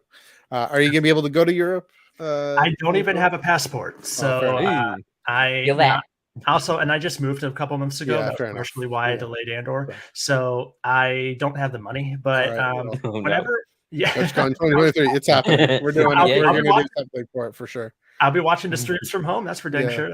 There we go. So speaking of 2023, then, anything you're looking forward to? What are you looking forward to most, I should say? So it's funny. I'm watching Monday Night Football, and like they aired the Disney Plus 2023 ad. It had like a little peek of Ahsoka and like Skeleton Crew, Secret Invasion, not Star Wars, but like, and all the cool. There's so many cool things coming. I want to say Mandalorian season 3 because it has been quite a long time since we've seen our belovable baby Grogu, and there's just nothing quite like Grogu. He's transcended fandom, and like it's not just diehard fans who love Grogu; it's everybody in the known universe, and so it's going to be so special seeing what will happen with Bo-Katan and that dynamic with Din Djarin. Will we learn more about Din Djarin's past? Like, I think I brought up something. What if we learn more about Grogu's species and just like Grogu's upbringing? Other than we know of his Jedi upbringing, and he was at the temple and what happened, Order 66. But I wonder what more there is we can learn, because Grogu is around 50 years old, and that might be insignificant for that species, but to us, like that's a lot of like lore that may have happened. So there's just so many things. I hope, I was telling Chris yesterday, I'm like, I hope that's Babu Frick in the trailer and not just a member of the species. Yeah. Please be Babu Frick. That'd be funny. Please. That'd be hilarious. That way people who are like, yes, Rise of Skywalker is canon, because there's Babu Frick. He's doing Babu Frick things. There it is. Hey. I'm apologetic, but I'm a self-proclaimed lover of all the sequel trilogy films. I love Last Jedi, Force Awakens, Rise of Skywalker, all of them. And like, there's just so many cool things that they all added. But yeah, Babu Frick, definitely a highlight. I hope we see more of Babu. There we go. Sequelists. You guys are both ardent sequelists, and I'm here for it. Actually, There we Ben go. Hart actually told me, Joel, that like you're like one of the few other people who is vocally loves the sequel trilogy. Is that right? Pretty Oh, yeah. much. I always mention it at least once a podcast. There At least we I'd go. like to think I do. Yeah. Heck So yeah. yes, I. The ardent Heck sequelists. All right. Mhm. Well, Jeff, thanks so much for coming on. Before we let you go, free to plug what you're up to on the internet, where people can find you, people can listen to your podcasts, etc. Absolutely, yeah. Thanks for having me on. It's been an honor to finally be on Ion Canon. Yes, Love the gotta show. get you on more. Gotta be on more. Yeah, I love talking to you guys. Yeah. I host a podcast called Hype Function, Yes. and every month I am joined. Usually, I have folks like you guys from the Star Wars Underworld Network or some of my other friends, and we just discuss either Star Wars, video games, or superhero films. And Yes. I just had an episode, like I mentioned earlier yesterday, where Chris Sequel, the CEO of Culture Slate, posted with me on Christmas Day, and we had a lot of fun stuff to talk about. We talked a little bit about the DC Films drama, what's Patty Jenkins doing with Rogue Squadron, and all that drama with on the DC side. We talked about Andor and Obi-Wan Kenobi, and like we just did with the 2023 slate. So always a lot of fun just talking about Star Wars, because we're all so passionate about it, right? And what better way to express that passion than by podcasting and obviously going to Star Wars Celebration, right? Exactly. So yeah, you can find that on Spotify, Google Podcasts, or wherever you listen to. It's called Hype Function. HYPE function. Yes. Excellent. Right on. Well, Jeff, great chatting with you. Hope to chat again sometime soon, be it on the Discord or wherever else. Alrighty. Chris, Star Raptor. I didn't ask if you were ready or not. I just assumed you were. What's going on? There we go. He is the tie-in materials correspondent of the Star Wars Underworld, and a title I will never let you relinquish. Yeah, I can say I'm pretty proud of it, and it's always fun when it gets mentioned every once in a while. Yeah. So. Especially got to get mentioned on here. You help again. Whenever you come on, you gotta give you credit where credit's due. The inspiration for this and for Tractor being, just having another voice talking about the paper, especially. We're part of that subculture, the niche within the niche of Star Wars. There we go. Merry Christmas, Happy Holidays. How's it going? Merry Christmas, Happy Holidays to Joel, to Matthew, everybody watching. I guess the Star Wars Underworld kind of stopped doing this sort of thing, so you guys took up the mantle. So I appreciate it. I mean, we're on the Underworld channel, so there you go. I guess it all comes around full circle. There we go. But yeah, it's been fun. Just sitting back listening to a couple of guests that have been on before I got on here. It's always nice to kind of do an annual check-in with what everybody's talking about. I mean, last week on the Outer Rim Transmission podcast, we did a whole 2022 best of. So there is a lot that came out this year, and there's a lot to let's look at the highlights of what came out this year, because there was a lot. I know. Between the series and so many books, so many comics, especially. Oh my gosh. So before we get into all that, what was your favorite Star Wars memory of 2022, and why was it recording with me just outside of the Hieroglyphic panel? I will say I mentioned that on the podcast. I mentioned it on my podcast, because it's like, we it's like that kind of grassroots, on the spot approach to podcasting, where it's fun because I'm here in my studio, my room, right, where I do all of my content creation, and it's like my comfort zone, but it's also really fun when you can have the energy of being in this open public space with somebody right next to you, where I'm like, okay, I have one mic, so I'm like here, there. Oh, that's a skill I'm not used to. Like getting the mic here, my mask, and we have people walking by. It's like, we're getting distracted, thinking things going on here and there. But that was really fun having the kind of like the newscast on Star Wars Celebration, the after panel reaction. Oh, we think High Republic. Oh, publishing panel. Oh, this, that. So that was, I mean, but the celebration, we just had Hype Function on here and talking all about it. So I don't want to sound like a record playing again, but I could, basically contribute the same thing. It's like, oh yeah, we go there for the announcements. Yeah, oh yeah, for sure. I love going there for the announcements, but it's the stuff that's in between the announcements when you're waiting in line, when I'm, going around with Steven Shinder from Delayed Replay, like hunting down Ben Hart and Dominic Jones. Out of all these people, we're like in this Boba Fett display place put on by Rancho Everyone. It's like, where's Ben? He says he's right here. It's like, no, he's over here. It's like we're like just wandering around. It's just like so random, the things that happen at Celebration, and I love it. Like I'll be like having my phone doing a little video doc thing, and next thing you know, Chris Siegel and Dominic Jones just like photo bombs the video. I'm like, what in the world is happening? And then meanwhile, you're looking ahead and there's a Darth Jar Jar walking down the street. It's like, oh my gosh, this only happens at Star Wars Celebration. And yeah. It was my first time there. I mean, my dad were like looking at it like, oh my goodness, what are we getting ourselves into with all these things? But no, it was great. It was something truly special. And speaking of truly special, I'm gonna restrict for you specifically, Chris. I'm gonna restrict you to just paper Canon stories. I'm not gonna even let you talk about screen. I mean, you can if you really want to, but because I know you've caught up and I know you're on the ball. In fact, you're probably more on the ball than I am. I will say that.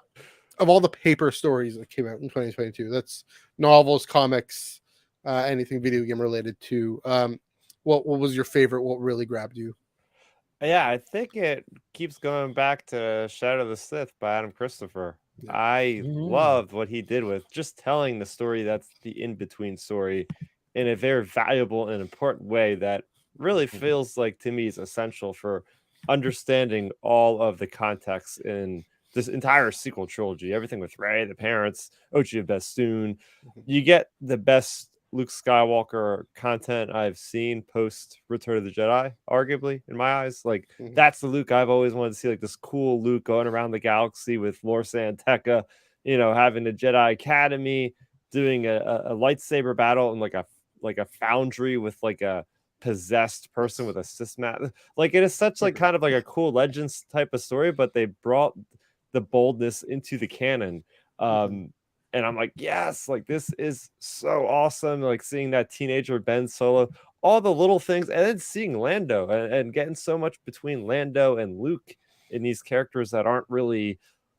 We see them in Return of the Jedi, but we never certainly see them doing much together. So it's really neat seeing that story and how that goes into finding his daughter and how the storylines really combine, bringing back the acolytes of the Beyond from the Aftermath trilogy is like the longest running like payoff I think we've seen in the canon. Really, it's like what? It's okay. I think the Barrage Foul is about to overtake it, but yeah. I agree. It's like I love the just the whole Sith spirit stuff like that. That's like old school, but so cool. Yeah, and the type of thing you can really, again, I keep bringing this up. A novel has the time and to go into the detail of it. Yes, there are ways to do it on screen. Yes, there are definitely ways to do it in a comic book, but man, a novel just to go into what people are thinking, what characters are thinking is really tremendous. Okay, I'll suspend my rule. Is there any screen story you're dying to and talk why about? is it the prestigious TV show called Andor? No, it is that. Oh, okay.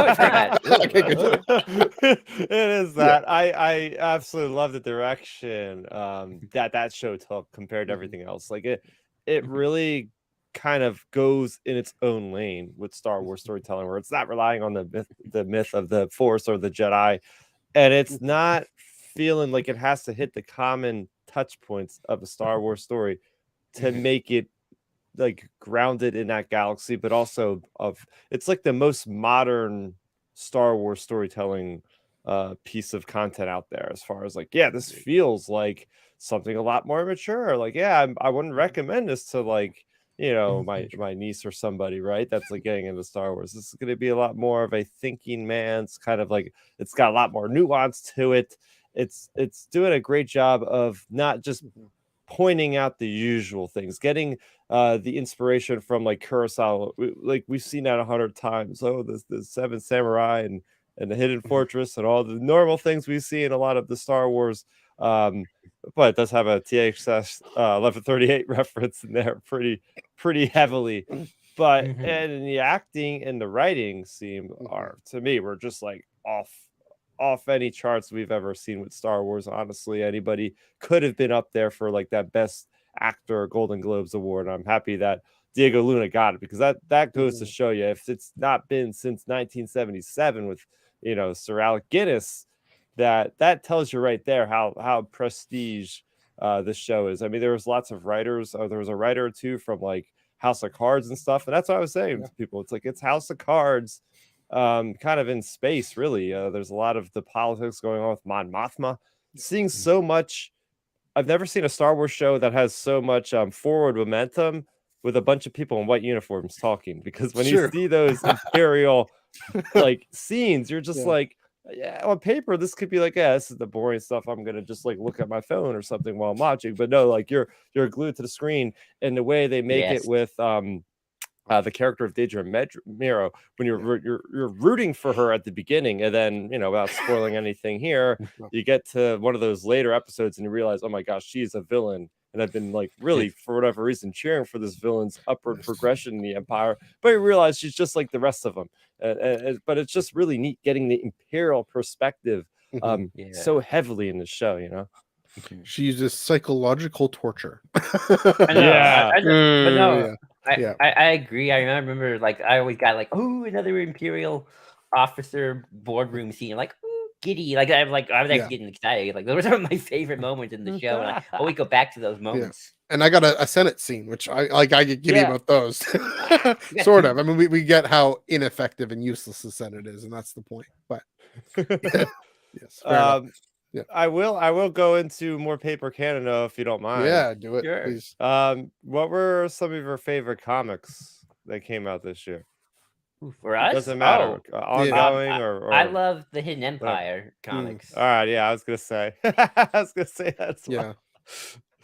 I gotta think about that. One of my favorite comics. Yeah, while you're thinking, I just love the storyline with Kira. I mean, it started off with War of the Bounty Hunters, goes into Crimson Reign, and we're currently in the Hidden Empire, and issue number 2, when she reveals she has that whole the Dawn Fleet. It's like, oh crap! Like, it's not going to take out the Empire, but I'm just like, how do you have a footprint this size in the galaxy with these kind of manpower, and you're not around, post Return of the Jedi to some degree? So that's the challenge that Charles Soule set up for himself. Like, come on, like Kira, like we're gonna know in a couple months whether Kira is alive or dead for sure, and that could lead to a lot of cool things. But I'm loving it. I think it's interesting that they did take a seat back from as connective as the comics were, because I'll be honest, like War of the Bounty Hunters did get a little daunting, and it was like, okay, this connects to this, that connects to this, and then you kept seeing the repeats of the same scene from like 5 different angles every week sometimes. Like so the Afra, the Boba Fett. Yeah. Crimson Reign kind of reeled it in, and then we're getting it's like the Charles Soule's universe, right? Or it's like, you got the Knights of Ren over here. We got the moments coming back up again as like the whatever that contraption, the Fermata cage. The Fermata cage. So like, you could bring people back from this frozen state, which is very curious, because Palpatine is like kind of fearful for the first time. It seems like it's like, oh crap, like Vader's like, hey, can this actually pose a threat to the Sith? Like, probably. So we gotta get that thing before it does, Ancient Sith are never the best people to have around with including when you try and you want them to come around, like we saw what happened with the Archivist and with Ko, right? I mean, that was also with Palpatine, but I mean, they got in trouble with the actual Sith that was there, and of course Vader. It's summoning Vader to potentially destroy them. So lots of exciting. I'm guessing, I don't know if this answers your question, but is the conclusion of Hidden Empire the thing you're looking most forward to, or most, or I would say, because it's just or just I'm looking forward to finally seeing that bridge into Return of the Jedi, because with the Star Wars Revelations issue number 1 one shot, there was that one splash page where they had so much going on. It's like Luke hovering between choosing a red and green kyber crystal. Then you have, what's Kira fighting, fighting, knocking down the Emperor, all this stuff. Sabe holding Vader's helmet to her face. It's like all these tantalizing images where it's like, are some of these actually going to come true? Because as it's phrased with the person on Mustafar, the spider person. There we go. Yeah, the Eyewitness Bug. Yeah. Yeah, there we go. It's like, okay, some of these could be true, some of these could be false. What's gonna happen there? So I'm just very excited to see how this era of Star Wars storytelling is, because I would assume definitely by the end of 2023, this is all going to be wrapped up, because they're doing a Return of the Jedi celebration for 40th anniversary this upcoming 2023. So I think we're going to finally see this chapter start to close, but there's still so much to do. I mean, this era of Star Wars comics with bounty hunters, with Aphra, with Darth Vader, with Star Wars, it's been going on, I guess, since 2020. So a good 3 years in this era that's taken place for basically just about a year. So that's ample amount of time. I'm just very curious about what the future of Star Wars comics will be. Will they be like, okay, we're taking place like right after Shattered Empire? Because Shattered Empire is literally like the day after Endor. So it's like, okay, after Operation Cinder, this is what the rebellion starts to do. All those sorts of fun little things. Because, as we get closer to Mandalorian, maybe we're going to see more Coruscant, maybe we're going to see some cool stuff there, which I've always been curious about. So yeah. And of the new things that have been announced, what are you looking forward to most? Announced as in comics, books, or whichever. I mean, I'm primarily interested for you with the paper stuff, but whatever. I mean, I'm excited that we're getting that Red Blade novel from Delilah S. Dawson, because I love it when Del Rey publishes titles that aren't going to be like tie-in material for an upcoming Star Wars feature or TV show, because I feel like that stuff is something like the authors can really sink their teeth into those projects, because they're not having to tie into anything directly. Although, speaking of tie-ins, even though I say that I am looking forward to a Jedi Battle Scars. I'm looking forward to that, because like I'm such like, out of all the Star Wars stuff this year, I think I'm most excited for Jedi Survivor. So anything related to that, they had the 5-issue comic mini series that came out about Sarah Jenda. So this is going to be pretty cool, because we're getting the sequel to Jedi Fallen Order in book form. And then I think it's like 10 days after that, I'm going to have to read this pretty quickly. The game is out. So, it's good synergy they got there between the different tie-in materials there at Lucasfilm, all the different mediums coming together as one. So I'm looking forward to that probably the most. And also backhanded answer is like, oh yeah, I'm looking forward to Jedi Survivor as well. Yes, right on. Fair enough. It's looking like another great year on paper. I mean, literally on paper. We didn't even talk about the High Republic yet. Yeah, fair enough. I mean, well, I'll just say, what about phase 3? Phase 3. Here's a question. What's one question that you hope phase 3 answers? The Sith. I want to know if there's ever been any inkling of some kind of motivation that's spurned on by the mother by the Sith, or spurned on by Marta Rowe, or something. Like there's been some kind of dealings with some shadowy figure in the background. I feel like there's gotta be something, or maybe they're just holding their cards so close to their chest for the Acolyte that the Acolyte is just going to do all the heavy lifting in the High Republic when it comes to the Sith era, obviously.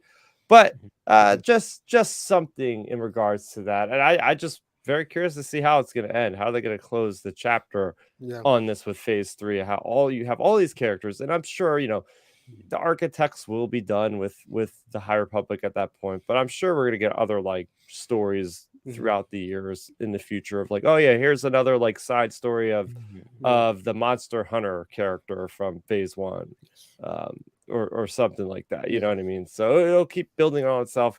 I mean, in the very, very near future here, we have the new audio drama from George Mann coming out, Battle Jeddah. I think that's going to be really fun to listen. I always really enjoy just sitting back in this very chair with the headphones on and just kind of closing my eyes and visualizing just like all the mayhem going on, whether it be from Dooku Jedi Lost or the Tempest Runner audio drama. I'm just always a big fan. Heck, I wish they could make more of those every year. Do 2 or 3 because those things are just so fun. Why not? I hope that even when the initiative is over, the era itself is not just abandoned all of a sudden. Even when the story of the Jedi versus the Nile is over, I mean, it's hundreds of years of an era, so there's more to tell than just that one story about the Jedi versus the Nile. Denial. You're not in denial. I'll be in denial when it is over, when the initiative's over. I didn't want to think about that. It's just I know all good things must come. I would just like to think that I think with Lucasfilm, they're using the High Republic as a testing ground for their new publishing going forward. I think they're seeing such success from the High Republic that I can't help but wonder they might have architects for a whole nother book series already like meeting today, like already like in talks, like 5 other authors that are going to do, I don't know, Luke Skywalker's Jedi Academy or old, like even before High Republic, like just like they did with the High Republic before, they were planting seeds in the current stuff. Like, oh yeah, this was founded in High Republic. And it was becoming a running joke. Like, oh yeah, have a shot every time you see somebody mention High Republic in a comic or a book in the year 2. So maybe, I don't know, maybe Phase 2 starts planting more seeds for a new era that's set before the High Republic or something. So I'd be very curious. Maybe even at Celebration this year they'll have like, hey, this is what's coming after the High Republic, because the High Republic Phase 3 starts less than a year from now in November 2023. They'll be revealing that at, probably at Celebration with more looks at that at Comic-Con in New York there. But I mean the publishing era is thriving as it's been, and there's just so much on the horizon. I can't wait to sink my teeth in, and I'm not ready for Wednesday, because Wednesday there's going to be like 5 comics coming. I'm like, Marvel, what are you doing? Well, they didn't do any this past week. What are you doing? Spread them out. Give us a break here. It's good. It's good that I'm off, like from work for this week, so I can take time. Unless something catastrophic happens, but I can actually take time and read all those comics and record about them. Do a 40-minute. It's gonna be like an hour. It's gonna be like an hour tractor view, man. Yeah, there we go. Right on. So that's one thing I'm definitely looking forward to. I'm doggone it planning on going to New York Comic Con. Yay! That part of the world there. I mean, obviously nothing's confirmed, but until I click, with the tickets and with the airline tickets and the hotel and all that stuff. But we'll definitely be in touch with that. Definitely be in touch with you coming on next time you can. And before we let you go, where can people find you on the internet? Yeah, Matthew. So as I mentioned, I'm part of a host of a Star Wars podcast on my YouTube channel. The podcast is called Outer Rim Transmission, and we cover the full gamut of if you listen to Star Wars Underworld, it's a big inspiration of mine. So we cover the news. We go over the next several months, which is crazy to say, we'll be reviewing the latest episode for whatever comes out, whether it be Bad Batch, Mandalorian Season 3, Ahsoka, Skeleton Crew, all those things. So we have that going every Friday at 9 o'clock. We record or stream it, actually, and then you could listen to it on any podcast streaming network, whether it be Spotify or Amazon or Apple, whatever. You could just look up Outer Rim Transmission. The YouTube channel, though, is called youtube.com/StarRaptor, and I do mostly Star Wars content. Every once in a while you'll see me streaming some game or some sort, or covering some other things. So go over there, and the Twitter handle is also at StarRaptor. So thanks for bringing me on, guys. This is always a lot of fun. I haven't done this in a while to be on call-in shows of any sort, but it's always a good time. That's how we roll sometimes. It is a good time. Are you going to be streaming Survivor on your channel? Yeah, my plan with that is, as I did with Fallen Order, I will play through the game uninterrupted by myself, to fully soak it in. I will record gameplay as I'm doing that, but then I will have after I beat, because if it's anything Fallen Order, I beat the game like three times. So my second playthrough is when I'll start streaming each hour or two at a time to like compile an entire playthrough. So it's not going to be right away, but you can look forward to that eventually. Yes. Fair. Sounds good. All right. Well, it's great to see you again, and All right. we will see you quite soon, I hope. All right. May the force be with Yeah. you, Joel and Matthew. You do good work here, guys. Have a good night. Thank you. All right. Okay, and we have one last guest. Last but Coming not on. least, Last but not least, great Doc. friend of the pod, Joel. Hey, What's up? happy holidays. Yes, indeed. Yeah. Very cold one. Yes. Very nice one. And I've had a lot to eat over the last couple of days. But it's been nice. It's been fun. That's good. And I had a very good Christmas. I got all issues of the Jabeam arc from the old Dark Horse comics.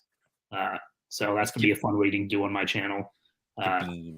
These comics get pretty brutal, so it's going to be fun. And had a really nice holiday. Just been chilling out, literally and figuratively. Can't wait for the new wave of Star Wars content to begin in about a week from now with Bad Batch. That's awesome. This the comic I had. I don't know if you were here. This has the Quinlan Voss arc in it, which I have read. Dark Horse.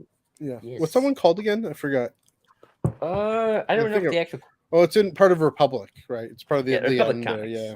I have the omnibus of that. Yeah. Nice. Right. Siege of Sally Kami. So. Which was mentioned in or Silikamai, as it was called in Revenge of the Sith. Yeah. But Duck, 2022 is almost over. What was your favorite memory of 2022 related to Star Wars? Do you have a particular one? Everything that wasn't the real world. Fair enough. Okay. Sorry. Sorry. But yeah. But honestly, in terms of Star Wars, I think until Andor came out, it would have been that scene between Obi-Wan and Anakin when they're confronting each other again after their fight. Before then, it would have been that moment, but now I would say it's probably Marva's speech at the end of Andor. I think that was probably the standout moment of Star Wars for this year. Like, I mean, Andor itself was so important and so big for Star Wars, but that moment in particular just felt like this is what Star Wars can be. This is what Star Wars can do. And I'm glad that we got to see something like that and hopefully more moments like that to come. I agree. I really did love her speech. It was so, and I love Marva, so she was like probably my favorite character this year. So I agree. Obviously you mentioned fight the Empire. You mentioned Andor, obviously, but in terms of the on-screen shows, Boba, Kenobi, and Andor, what would you say is your favorite one? And if it's Andor, that's fine too. But it's Andor. Yes, it can't not be. Like, Obi-Wan would have been the favorite if Andor hadn't come out, but the fact that Andor did come out, it just feels like we got like a half decade's worth of Star Wars content in a single year.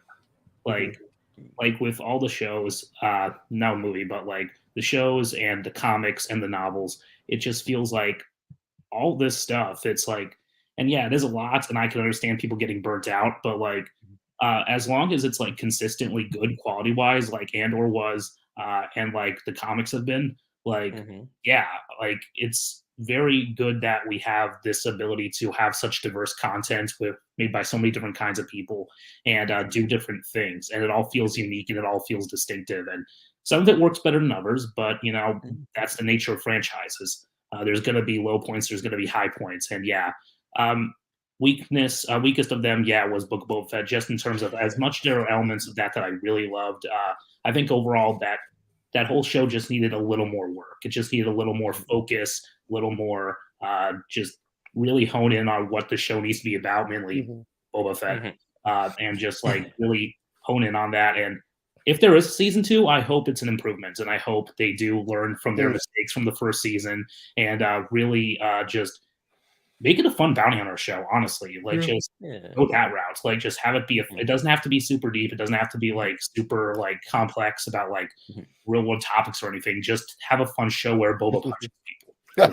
Which is interesting. I mean, it laid the expectations for real world politics, real world issues, indigenous issues, and then just dropped it. Yeah. So that show especially suffered from expectations, right? The Book of Boba Fett, we'd expect it to be about Boba Fett. It's just like I said last week, 2 weeks ago, just anthology Boba Fett, and then Din and Grogu, and then Ahsoka, or whatever order. Deal with that. But it was an interesting show. I want Boba Fett to really find itself in its second season if it gets one, and I hope it gets one because I want to see it find itself, and I want to see Boba get a really good, solid through line throughout the entire season. And bring back the Tusken stuff. Like we still don't know if that one Tusken lady survived, so I hope she's still out there somewhere. Be nice to have a Tusken on their crew too. I just want to see that stuff get continued on. Like make a Tatooine show. Like really just go into that. Focus on the criminal element. Focus on the bounty hunter elements, and just have it be its own show instead of just an extension of the Mandalorian. Agreed. That show was very much Boba Fett. Boba Fett where? Felt like Boba Fett DLC for the Mandalorian. It kind of was. It really was. I mean, I always said Mandalorian's like a video game. Speaking of video games, which we consider paper canon on this show, what was your favorite paper canon book or comic story this year? In terms of like a whole comic series, and in terms of a single comic issue, I would have to say I have two different answers for these. Okay. I think my favorite comic series for this year was actually the Obi-Wan miniseries. I absolutely love that one. I love the stories. I love the different parts of Obi-Wan's life being explored. I love seeing him learn different lessons throughout his life. I love the different things he has to deal with, especially that final issue where he has that whole moral dilemma of like he finds a young guy who's like a young stormtrooper and like he's dying and he decides to bring him in and help him, but he also doesn't want to send another stormtrooper back out there to like hurt people, but he also doesn't want this kid to die. Like it's just really cool dilemma. And I love the note it ends on where like Obi-Wan's act of kindness like kind of gets to that stormtrooper a little, and he's kind of touched by it. Even though he's still a stormtrooper, he's still the Empire. There's still that little bit of hope that he might turn one day because of the kindness that Obi-Wan showed him. I really like that story. Awesome. Just very Obi-Wan story, and a very good one at that. So yeah, my favorite comic series of the year was Obi-Wan. In terms of a single comic issue, I would have to probably give that to Crimson Reign #3 with the Archivist. Yes. I thought that was a fantastic issue. It was my favorite issue of Crimson Reign overall. I just loved the whole character study of the Archivist, seeing Madeline's son, like her backstory, how she lost her livelihood because of the Empire and she wants revenge on Palpatine. But then when Kira tries to have her bring in Yoda to help destroy him, she goes there. She goes into the Cave of Evil, and she sees what that would do. She sees that if she brings Yoda in, Yoda would probably die. Palpatine would probably kill him. The rebels would be screwed, and the Empire would never be defeated. And so Madeline decides against revenge. She decides against trying to get back at Palpatine and decide, no, I'm going to let Yoda live in peace so that he can do his thing, and so that the Empire will be defeated one day, and I'm not going to act on selfishness. Just a really cool story and a really good lesson. And I love that Yoda was able to teach her a lesson without even talking to her, just guiding her into the cave and letting her see the consequence of her actions. Oh my goodness, what a issue to pick out, right? I mean, funny story. I read that issue when it came out, and I said, Joel, we got to just do a whole segment or a section on that one, just that one panel, those two panels of why the Jedi and why everyone turned against the Jedi and the Republic, and the way it went there. I mean, Charles Soule, he went there with that, and great choice. Did you have a particular favorite novel? Because I know we reviewed a few novels this year. Any particular favorites or a favorite that you had this year? Of the ones I read this year personally, I would have to say my favorite was probably Brotherhood. I really liked Brotherhood. It was a really good story. Love getting more of Anakin and Obi-Wan's dynamic. Love seeing their early days right after Anakin gets knighted. Love the callbacks to the micro series. Love the finally getting that business on Carrie Mordia that doesn't count. It counts. It totally counts. Yeah. seeing Obi-Wan's first duel with Ventress, seeing Anakin and Ventress are established to have met by that point, which subtly canonized microseries, which I appreciated. True. And I just really like Mike Chen's take on the Nimordians, showing like, let's take these like really racist Asian stereotype aliens and like actually give them a culture and like give them like a way of like humanity, like like the Nimordian characters we get in the story, really cool. Really like the guard. I really like her story. I like that she's done like corrupt things in the name of her government, but like she still does everything she can to help her people. And the one guy who Dooku manipulates, that she has to put down in the end. Well, not put down, but like put away. And just really cool. Just again, moral dilemma. Getting more of like this is something that me and Joel were just talking about on a video the other day. Getting to explore a singular culture in the Star Wars galaxy and just getting to flesh that out.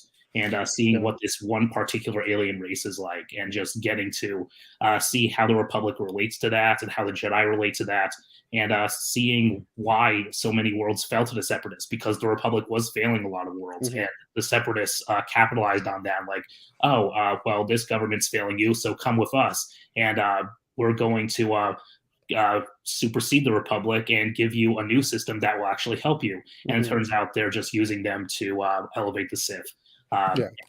Which is the tragedy of the Separatists, and I really like that we just got to see more of that side of the whole conflict. I mean, just the fact that in this one character, who the younger guard, who no wonder he's radicalized, his parents experienced so much racism. I mean, talking about the immigrant experience in other societies, people from the Chinese American experience. I think Mike Chen was channeling that. And I don't know, or just immigrant experience generally, encountering racism, maybe going back and having contacts back to the home country and saying, no, that place isn't for me. I'm going to secede. I'm going to be radicalized. And looking at seeing things, how you and I, how we can be the enemy, how we can be the empire. Did a great. Mike Jen did such a great job with that. Yeah. Indeed, I love it. That's a good one. That's probably my second favorite this year. But as we look to the past, now we look to the future. So, Doc, in terms of just the on-screen, what are you looking forward to next year in terms of watching? What show interests you? What is your peak? I mean, sadly, it doesn't seem like The Acolyte's coming next year. Seems like that's probably going to be a 2024 thing. But it's probably worth the wait. So I'm willing to wait another year for that. But in terms of just this year, I think probably I would say Vision Season 2. Honestly. Like Visions was such, again, like Andor, just really pushing the boundaries of what Star Wars can be, and just really going all in on these parts of the foundation of Star Wars, like the mythology and like the everything, like the samurai influence and everything, just really going all in on that. And with Visions going with different cultures in season 2, I'm interested to see how they do that. Got a bunch of different countries this time, which is going to be interesting. I want to see how Visions continues on from the first season. So that's probably the thing I'm looking forward to the most. Video game wise, I'm pretty sure we're also getting Star Wars Hunters next year. That'll probably be a lot smaller, but Jedi Survivor is looking fantastic. I can't wait for that. Can't wait to see how they continue the story, how they up the gameplay and the environments and everything. It's going to be really, really fun. I'm very morbidly curious with all the recent updates how Skeleton Crew is going to turn out. We'll have to see what the hell's going on with that. I'm just excited to see how Star Wars as a franchise continues to advance and evolve. And I hope that we don't take the Book of Boba Fett approach and just kind of take a moment to like rest on their laurels and remind you of all the good things we've already gotten instead of giving us new good things. I hope that we just continue on with like pushing the boundaries of what Star Wars can do instead of just being like, remember this? Where? I agree. And in terms of the book comic side of things, is there anything in particular you're super excited for next year on that side of the franchise? The rest of Hidden Empire, probably. Mhm. I can't wait to see how this story plays out. Vader's going against Chan of Cha. She's finally getting revenge for Vader killing her parents. And I love how the second issue ended, where Vader literally has no idea who she is. Yeah. Like, of course, Why would he? How many people has Vader killed over the years? Like, he probably wouldn't remember her from anyone else. But yeah, we're gonna get that fight. Hopefully, we'll see the Sith Spirit unleashed, whoever it is. Could be freaking Ulrich Keldroma for all we know. You never know. I like that. I like that. But yeah, I'm excited to see how that story plays out. Hashtag Kira lives. Hopefully. Question mark. Right. Yeah, We'll see. always in motion is the future. Yeah. As Star Raptor was talking about that Revelations one shot, always in motion is the future. Who knows? Yep. Yeah. And the Vader comic has been really good as well. I want to see how this story plays out with Vader fighting all Padme's handmaidens. That's going to be really fun. I want to see how, if Afra gets away from gets out of the Spark Eternal possessing her. I want to see how she gets out of that. I'm interested how this whole like Ajax Sigma thing is going to play out.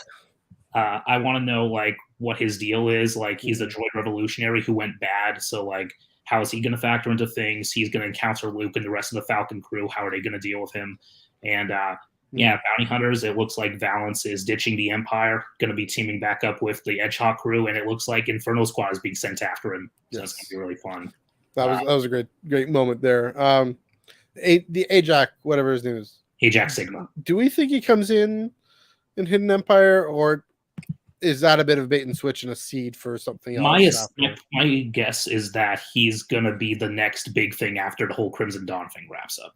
Yeah, I'm wondering about that too. Yeah, like it seems to be it's seeded in. Maybe Mark Guggenheim's Han Solo and Chewbacca. Yeah, Mark Guggenheim. We'll bring him in, but yeah. Other than that, yeah, it's a good question. Good point. Yeah, that's a good one. Any novels? I mean, if there's any particular novel, I mean, I know you're more of the comic book side of things, but if there's a novel next year that you're the Red Blade novel, I think it's going to be cool. I want to see an Inquisitor story. It'll be cool fleshing out an original character from the comics, getting more into like seeing more about like what the Inquisitors are about, how they get trained, like what the life of an Inquisitor is. That'd be really fun. Yeah. And High Republic still going strong, even though I still haven't finished phase 1. But I will get there eventually. It's a lot. I'm just wrapping. I'm currently wrapping up with Out of the Shadows. So okay, I'm taking my time. Take your time. Next year is looking really cool. And the Battle Scars, Fallen Order, Survivor Time is going to be cool too. Yeah, so some interesting themes coalescing over the.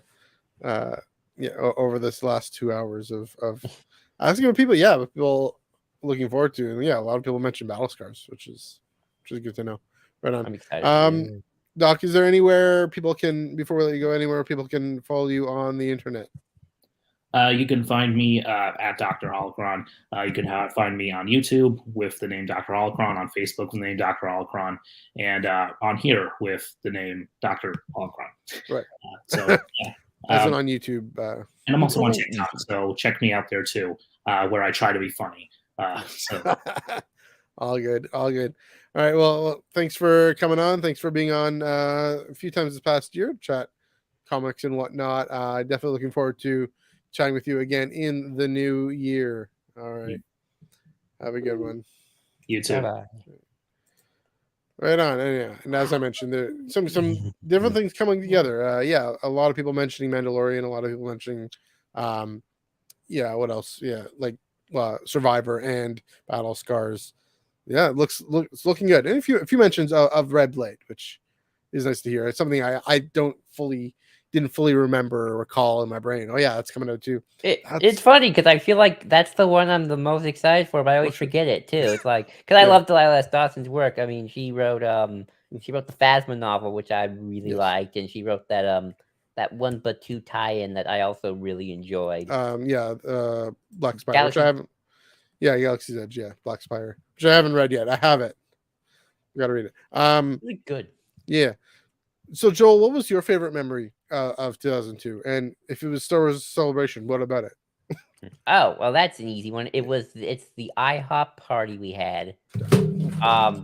That was probably. Dang, something drops already. Yeah, I'm okay. Get up, done. IHOP party. Don't know what happened there. Sorry. Okay. Probably one of the best moments ever. Just like seeing all you guys So, there. Chris, I'm just gonna bring you on. Sorry, Joel. One more thing. You're just cracking up there, Chris. Can you hear me the whole time? No. But I just saw you cracking up there. Anyway, sorry. I was got to bring you on just to laugh at that. Anyway, sorry, Joel. No, it's the IHOP party. I think that was probably my most beloved memory. Just the talking and eating with friends that people I've only known online, and we all were together. It's like real family bonding moment.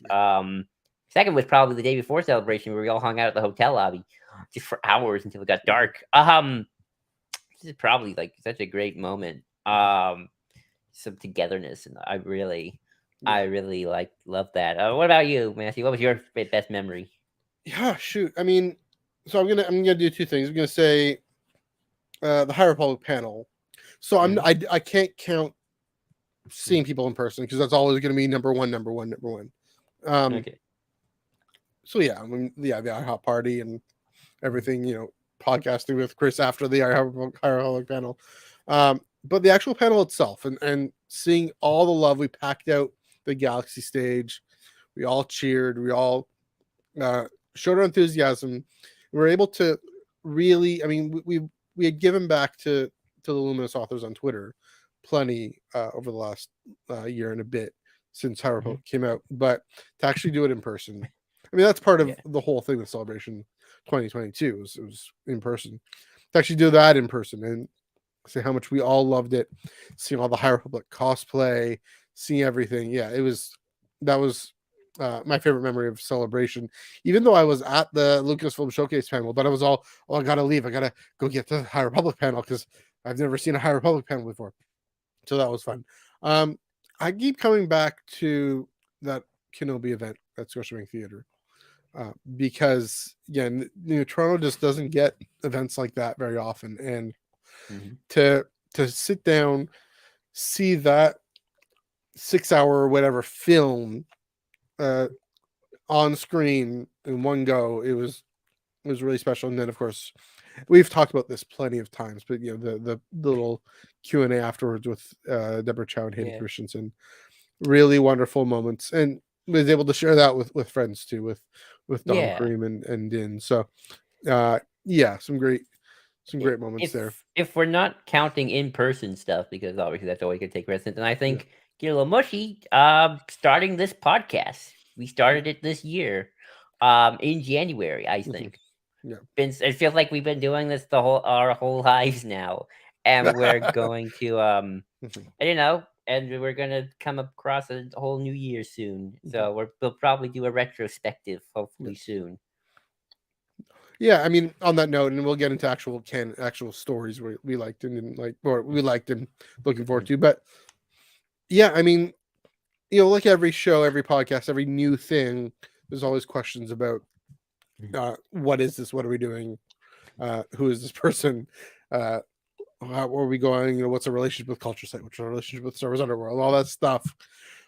That's all in the rearview mirror. That's all stuff that we had to go through to really find what we're doing and what we're up to, what we're on about. And we've a year in, we really have this rhythm going, and I'm so happy to see it continue next Monday night, and then the Monday night. Well, not the Monday night after that because I got something going on. But I mean, unless you want to go for it, but we might take a break. But every Monday, for however long, and it's definitely being a joy just to get and dive in, especially since I've been busy with work. You've been taking the load of preparing a lot more, and I appreciate that.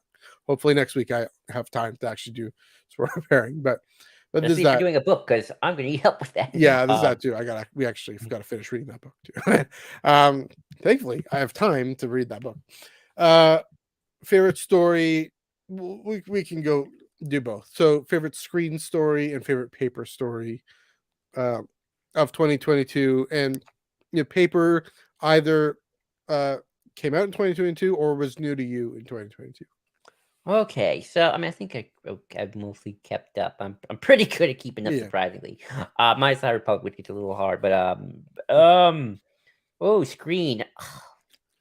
I mean, I we know the always, answer to that. I think I'm gonna go with Andor. I Mhm. think I had the most fun with Andor. Mhm. It's quite a lovely 12 weeks. Well, actually, no, it was 9 weeks. Yeah. But some of the most interesting parts of Star Wars I've seen. Again, Marva's speech. Love Marva. Love Mhm. Marva. Had so much fun just engaging and talking and all that good stuff. Mhm. In terms of paper, Mhm. that one's actually easy. I knew that one. Shadows of the Sith. Yeah. That was my big one. Mhm.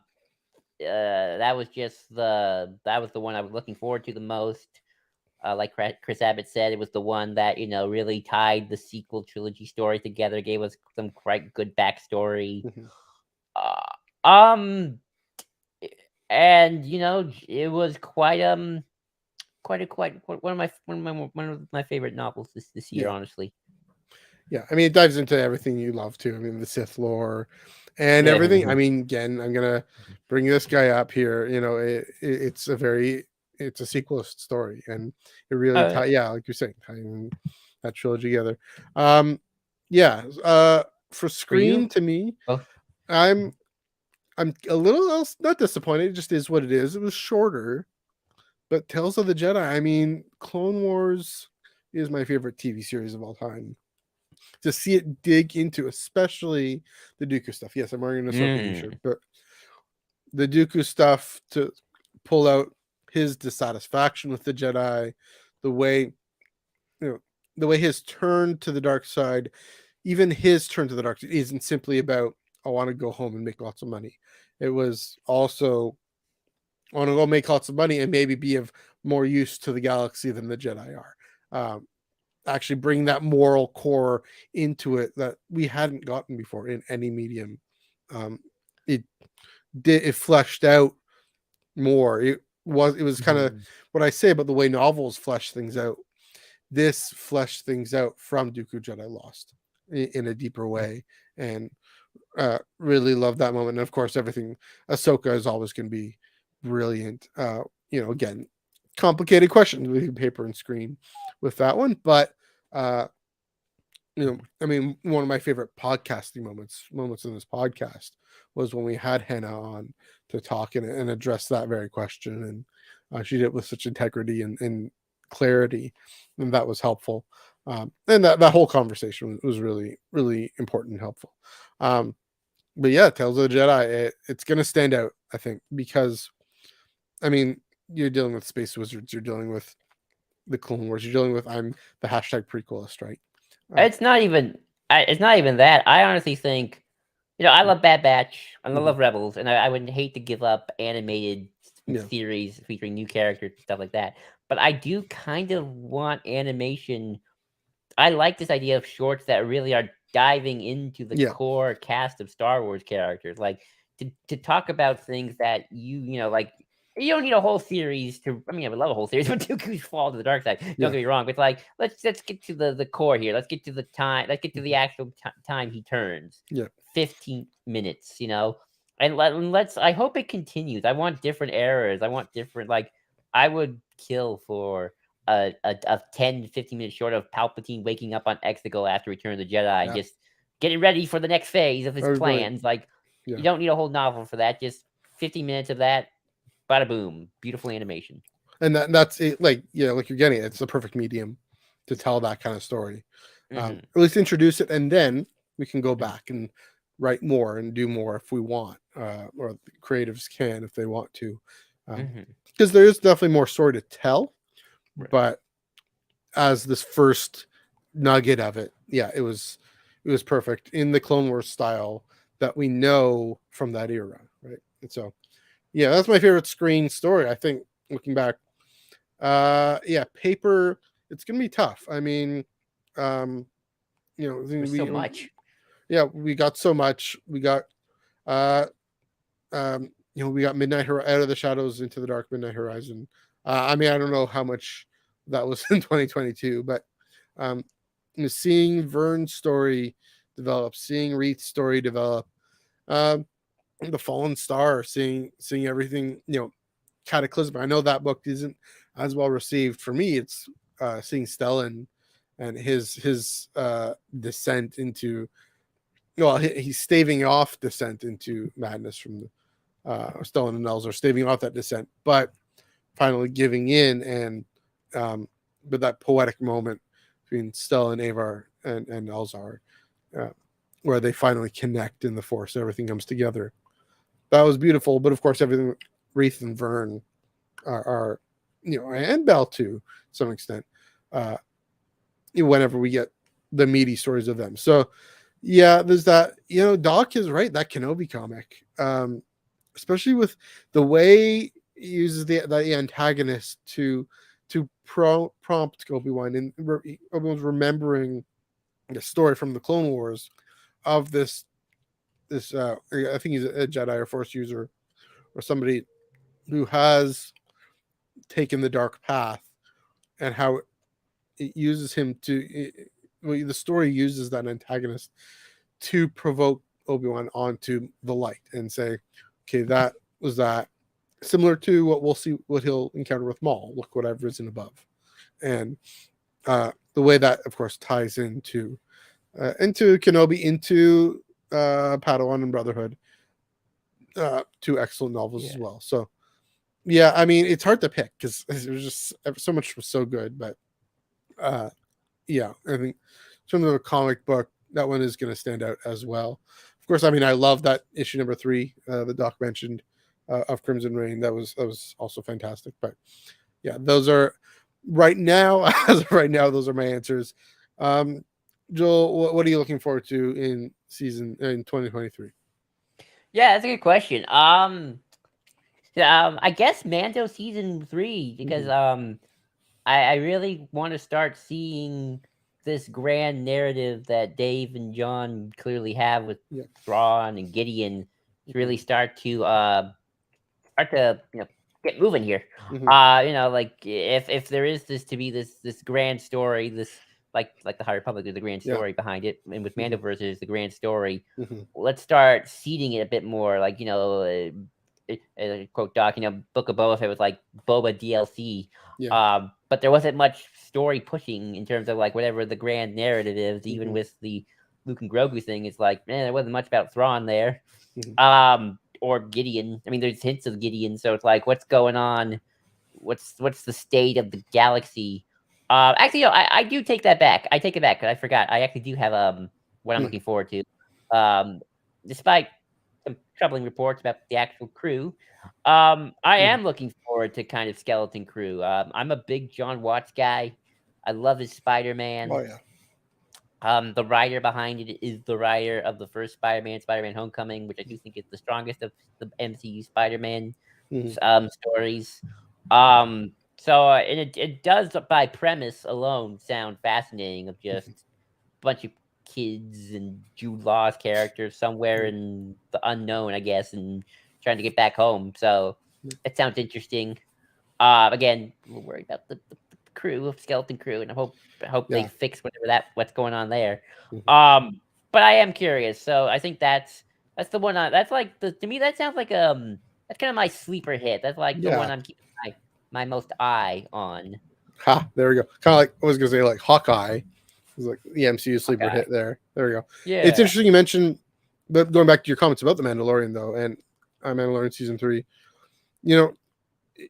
every story, not every story has to push the grand story forward, but we're ready for it, right? It's time for it. And when there is time for it, there's time for it.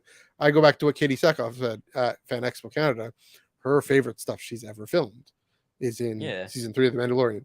Paul Sung Lee, him getting to do more stuff.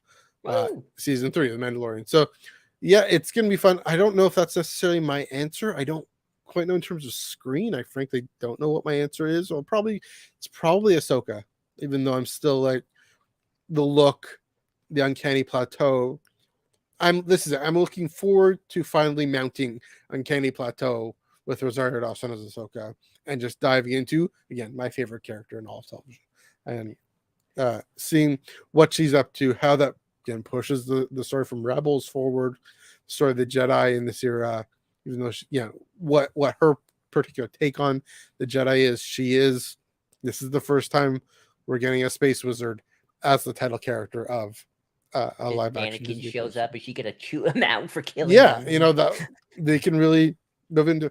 I just said that. Of course, Obi-Wan Kenobi is also a space wizard, but in the Mandoverse, let's say that in the Favreau Filoni era, we're getting Filoni's character, and pushing the story forward, because Obi-Wan Kenobi was good. I loved it.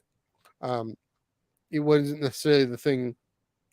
Like we talked about last week, it had a bit of glut in the middle, and it wasn't. It had a lot of the tall order. Ahsoka, it had to end up in a certain place, and the place it had to end up, I loved, because I love everything to do with Anakin and Vader, and Anakin and Obi-Wan, and the high ground moment is my favorite moment in all of Star Wars, bar none. But Ahsoka can really explore the Anakin Vader stuff, but pushes her story forward, pushes again the story of the Jedi forward, independent from Luke. And that's what I'm really looking forward to. I'm talking myself into this show. I'm really loving the show. I mean, independent from Luke. For me, I'll be honest. Let me finish with this one point. Okay. I'm a little tired of Luke.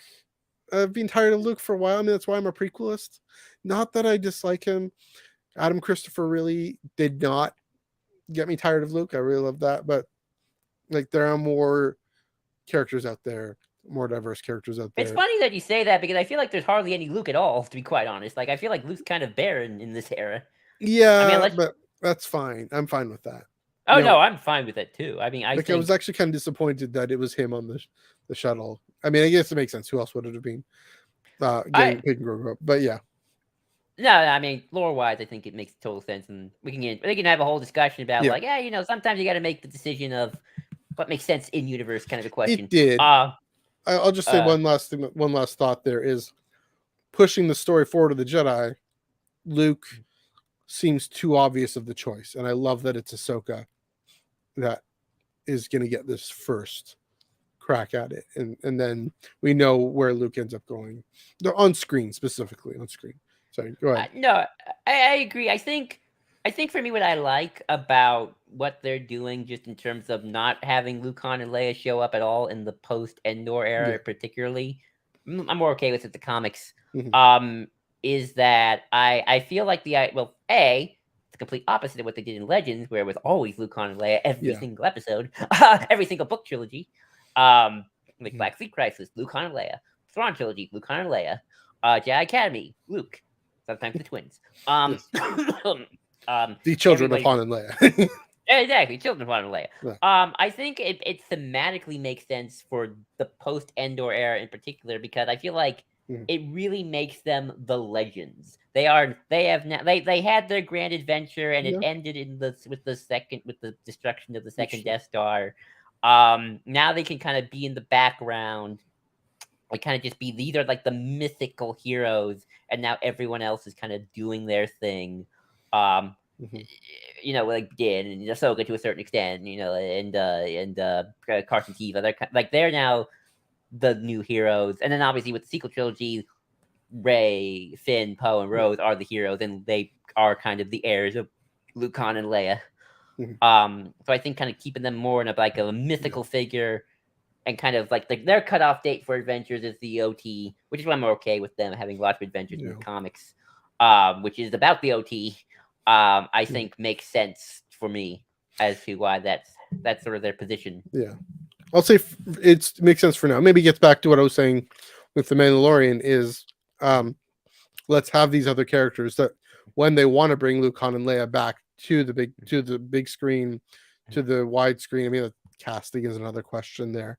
A little bit, the deep fake stuff is actually working out all right, but I don't know if they want to have a whole series relying on deep fake stuff yet. I don't think they will. I hope not. I hope they'd recast, but maybe we'll be ready for it. It'll be time. Will be cleansed. Especially I want to see Han and Mom Mothma 2024, 2025. That's fine. give me Ahsoka in 2023. Yeah. One more thing about this. Keep talking about the Mandoverse. I don't want to turn this into Mandoverse speculation too much, but I do want to just say, I think the thing that again excites me in terms of the bigger story is what Filoni and Favreau or whoever's kind of the big chief of this grand narrative is gonna do with this quasi heavily inspired Heir to the Empire Thrawn trilogy. Not remake, it's not really a remake. I don't like it when people say it's a remake. They're not setting up certain things that will make it a remake. Obviously, you need Luke and Leia to be part of it, and I don't think they're going to do that. So I think it's going to be like Thrawn's the villain, and Din, Ahsoka, Carson Teva are kind of the heroes that he has to fight. Maybe Ezra and Hera and all those folks. But I'll just say we don't know how much it's going to be. How similar or different it's going to be the Heir to the Empire. It might be. I mean, Thrawn being the big bad, yeah. Unless again, I have this thing in my head of what if he isn't? What if he isn't? But who knows? But in terms of I think that's like it. Thrawn's the big bad, and that's pretty much all you get in terms of likely, the story. That might be my cold take for this whole thing. Will be Thrawn turns out good because he's in the novel. He's on novels. He's good. Not that counts. I'll just say my thing I'm looking forward to with paper is phase 3. High Republic. It's pretty simple. Again, I have to wait all the way until November. Yes, I'm looking forward to Red Blade. Yes, I'm looking forward to Battle Scars. The end of him. I'm looking forward to it all, but man, is Burry okay? Where is Burry? Is he safe? Right? How does the Jedi retreat to the temple, the Nihil control of the Outer Rim? Again, connect it up for me. How does that lead to the Late Republic, and lead to hopefully lead to things that happen in the Acolyte? I don't think I get your point, Joel. The Acolyte isn't going to necessarily explicitly tie back, but there could be things that they've told the Luminous authors, the Lucasfilm, the story group, etc., has told the Luminous authors. Maybe move it in this direction. Maybe move the story in this direction. I mean, we know Hidalgo and them and Michael Siglain. We know Pablo Hidalgo and them are part of the Luminous meetings, right? We see the photos there. And I don't know if Matt Martin is involved too. I think he might be. Is there somebody to say, move this in? Here's a beat that I want you to maybe try and fit in if you can. Those kinds of things that will lead to the Acolyte, which leads to this trade dispute over taxation of outlying trade routes, and all that happens. I agree. We talked about Star Wars today compared to Star Wars in 08, and it's like, well, I will say that the relationship between publishing and screen is it's definitely different than it was. And I always say things have changed and nothing's changed. I mean, it has changed. Like, if George was doing a show set in this era, he'd be like, "All right, we're gonna call it the Grand Republic, and you're not gonna wear purple. They're gonna be purple robes. I like purple, and they're all bald and say drop F bombs. And they're probably going to buy 6 chancellors this time. Six chancellors, not just 2, 6. I do. I think I think there's a chance, if Acolyte shows up, we'll see Jedi in some nice gold robes, maybe. The aesthetic that we've sort of associated with this era will be in that show for sure. In the Survivor trailer, that character, probably from something High Republic. So yeah, that's just an interesting thought that we could get some things about the Acolyte in 2023. If you're going to read Phase 3 of the High Republic, exactly. I mean, I am genuinely curious how this ends and on what kind of how standalone is the initiative going to be in terms of its storyline? Where can I see okay, this is in terms of how history works and how things from 100 years ago are affecting today are now affecting affected the prequels and how we got to today.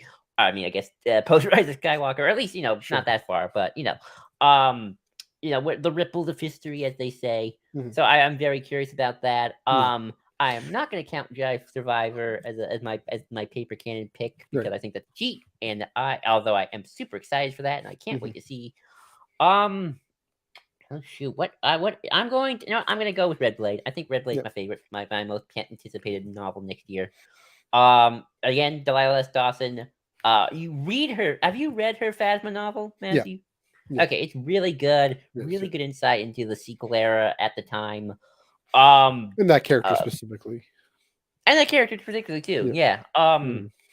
Yeah, I really loved it. I loved her other one too, which was like a semi-sequel to that story. Yeah. Oh yeah, that's the Black Spire one, right? Yeah, Black Spire one. I think it's the Galaxy. I always forget. Yeah, Black it's Spire. Galaxy's Edge Black Spire, and it has Vimerati as the main character. But yeah, I haven't read it yet. I should. I've been to Batu. I should read it. It's actually really good. Yeah, I love her work. I know it's about an Inquisitor character who we don't know about, and I love how the Inquisitors are those things that like they started in one place and they just been getting expanded upon. It's like the different aspects of the Inquisitors over the time. That to me is like the beauty of the multimedia of Star Wars. So I think that's going to be my favorite book. I mean, it's about an Inquisitor you know a little bit about, right? It's about one of the ones that fall in love, and Vader, it says attachments are forbidden. If I can't fall in love with Padme, my Inquisitors can't fall in love with each other. No, it's not bitter. I'm going to chop off your arm. If I can't have arms, no one can have arms. Pretty brutal death. It's pretty brutal scene, but yeah, I mean, I love the fact that she's taking a character from one moment in a comic book and spinning a whole novel out of it. That to me is the antithesis. I think that's the right word I'm looking for. Antithesis of what expanded universe should do. It's like, hey, you know that guy in the background that just there typing on the computer? He got a weird head. Yeah. We're gonna make a whole novel trilogy of him because. What about antithesis? Antithesis is the opposite. It's the purpose. It's the whole purpose. It's the tippy top. Yes. It's the peak of what the expanded universe. I mean, we're getting a Sana Saros comic too, which is gonna be fun. A similar type of thing. So, yeah, right on. Yeah, I think that's it. 2 hours 20 minutes. Joel, do you have any further thoughts on what people have said, what people have commented on, what we're hoping for? No, but you know what? Since Doc's in our chat still, and I want to, and he's big on animation. I want to give one more shout out to Bad Batch coming out next month. I'm actually really excited for that. I can't say with true determination the thing I'm looking forward to, but because it's the thing that's closest, I'm kind of the most excited for at the moment because it's nearby. And I am hoping a little bit of Mount Tantus, if that is where that final scene was, which I think it is, and I think that's confirmed that it is. Yeah, I think next week. Oh, is it really next week? It's really next week, and I think like the website confirmed that it's called Mount Tantus, like the behind the or like the episode guide for the finale to Mount Tantus. Yeah. We're gonna see Palpatine in the Senate. We're gonna see another Senate scene. Hey, the Emperor's given to stay the Emperor. I'm here for it. I'm not here for total impression, but I'm here for seeing it more in Star Wars. Sure. Yeah, I'm excited. I hope. I'm a little nervous. It's going to be the last season, and I kind of hope it gets at least one more. I think it deserves one more season, a good 3. We always get 2 these times. Like Rebels with the last one, they get 4 seasons. Yeah. Like it gives us another good 4-season show. I always think shows are at least got 4 good seasons in them, 5 at the most, if you push hard enough. I mean, Resistance probably had at least 3.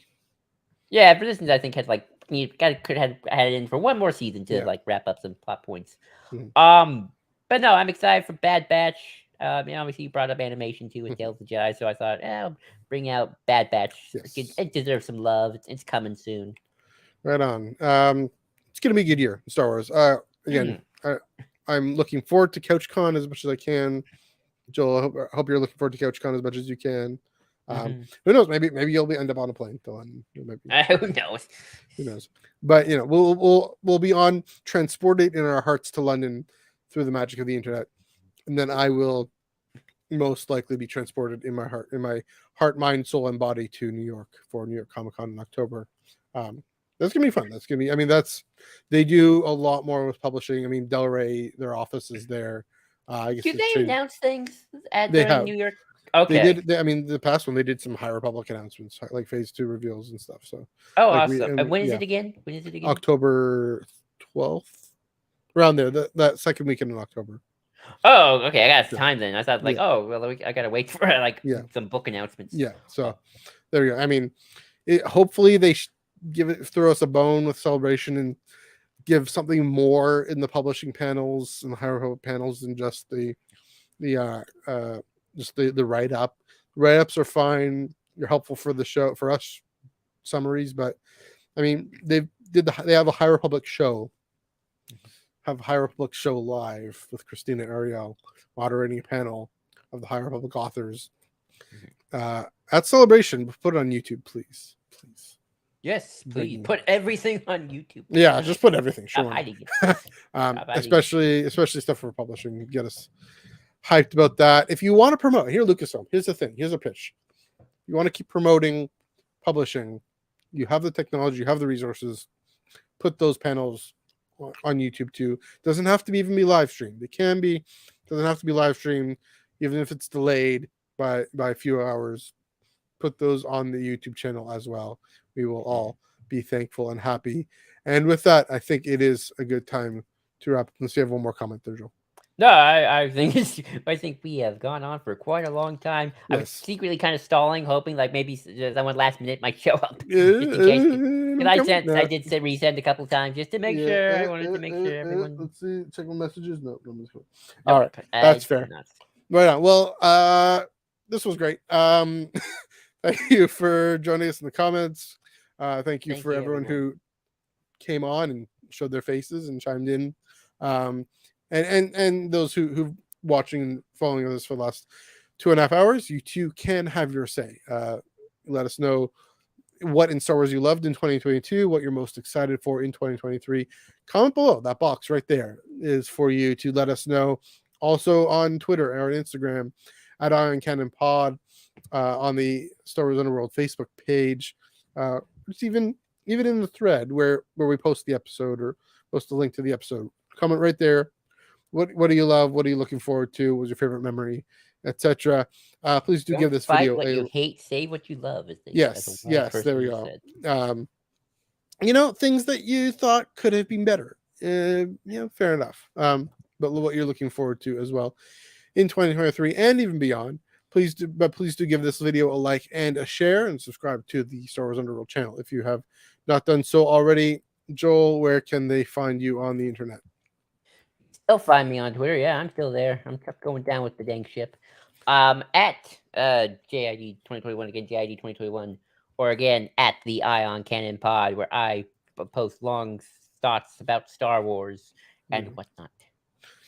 And follow me on Twitter at NEUG485, where I do a bit of Star Wars, bit of soccer, bit of Star Trek. Oh man, not so much Star Trek these days, but more soccer these days. Who knows? Also at Ion Cannon Pod, where I retweet good takes about the High Republic. That's where I do that. And on Instagram, where I talk about my tractor beam. The tractor beam on Spotify and Apple Podcasts every Friday. Books come out Wednesday.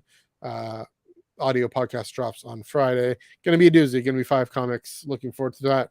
And of course Twitter, Instagram, and also at the SWU on Twitter and Instagram. Ben is doing such a great job promoting the whole network, and especially of course the flagship podcast on Thursdays and us as well. It's been a fun year. It's been a good year. We will do more of a retrospective in a few weeks to mark our 1 year anniversary toward the end of January. But next week we are doing our darndest to finish Convergence by Zoraida Cordova, and then tell you all about it just in time for the Battle of Jedha audio play to drop. That's going to be a great one as well. But for now, Joel, 2.5 hours in, let's see we blow this thing and head home.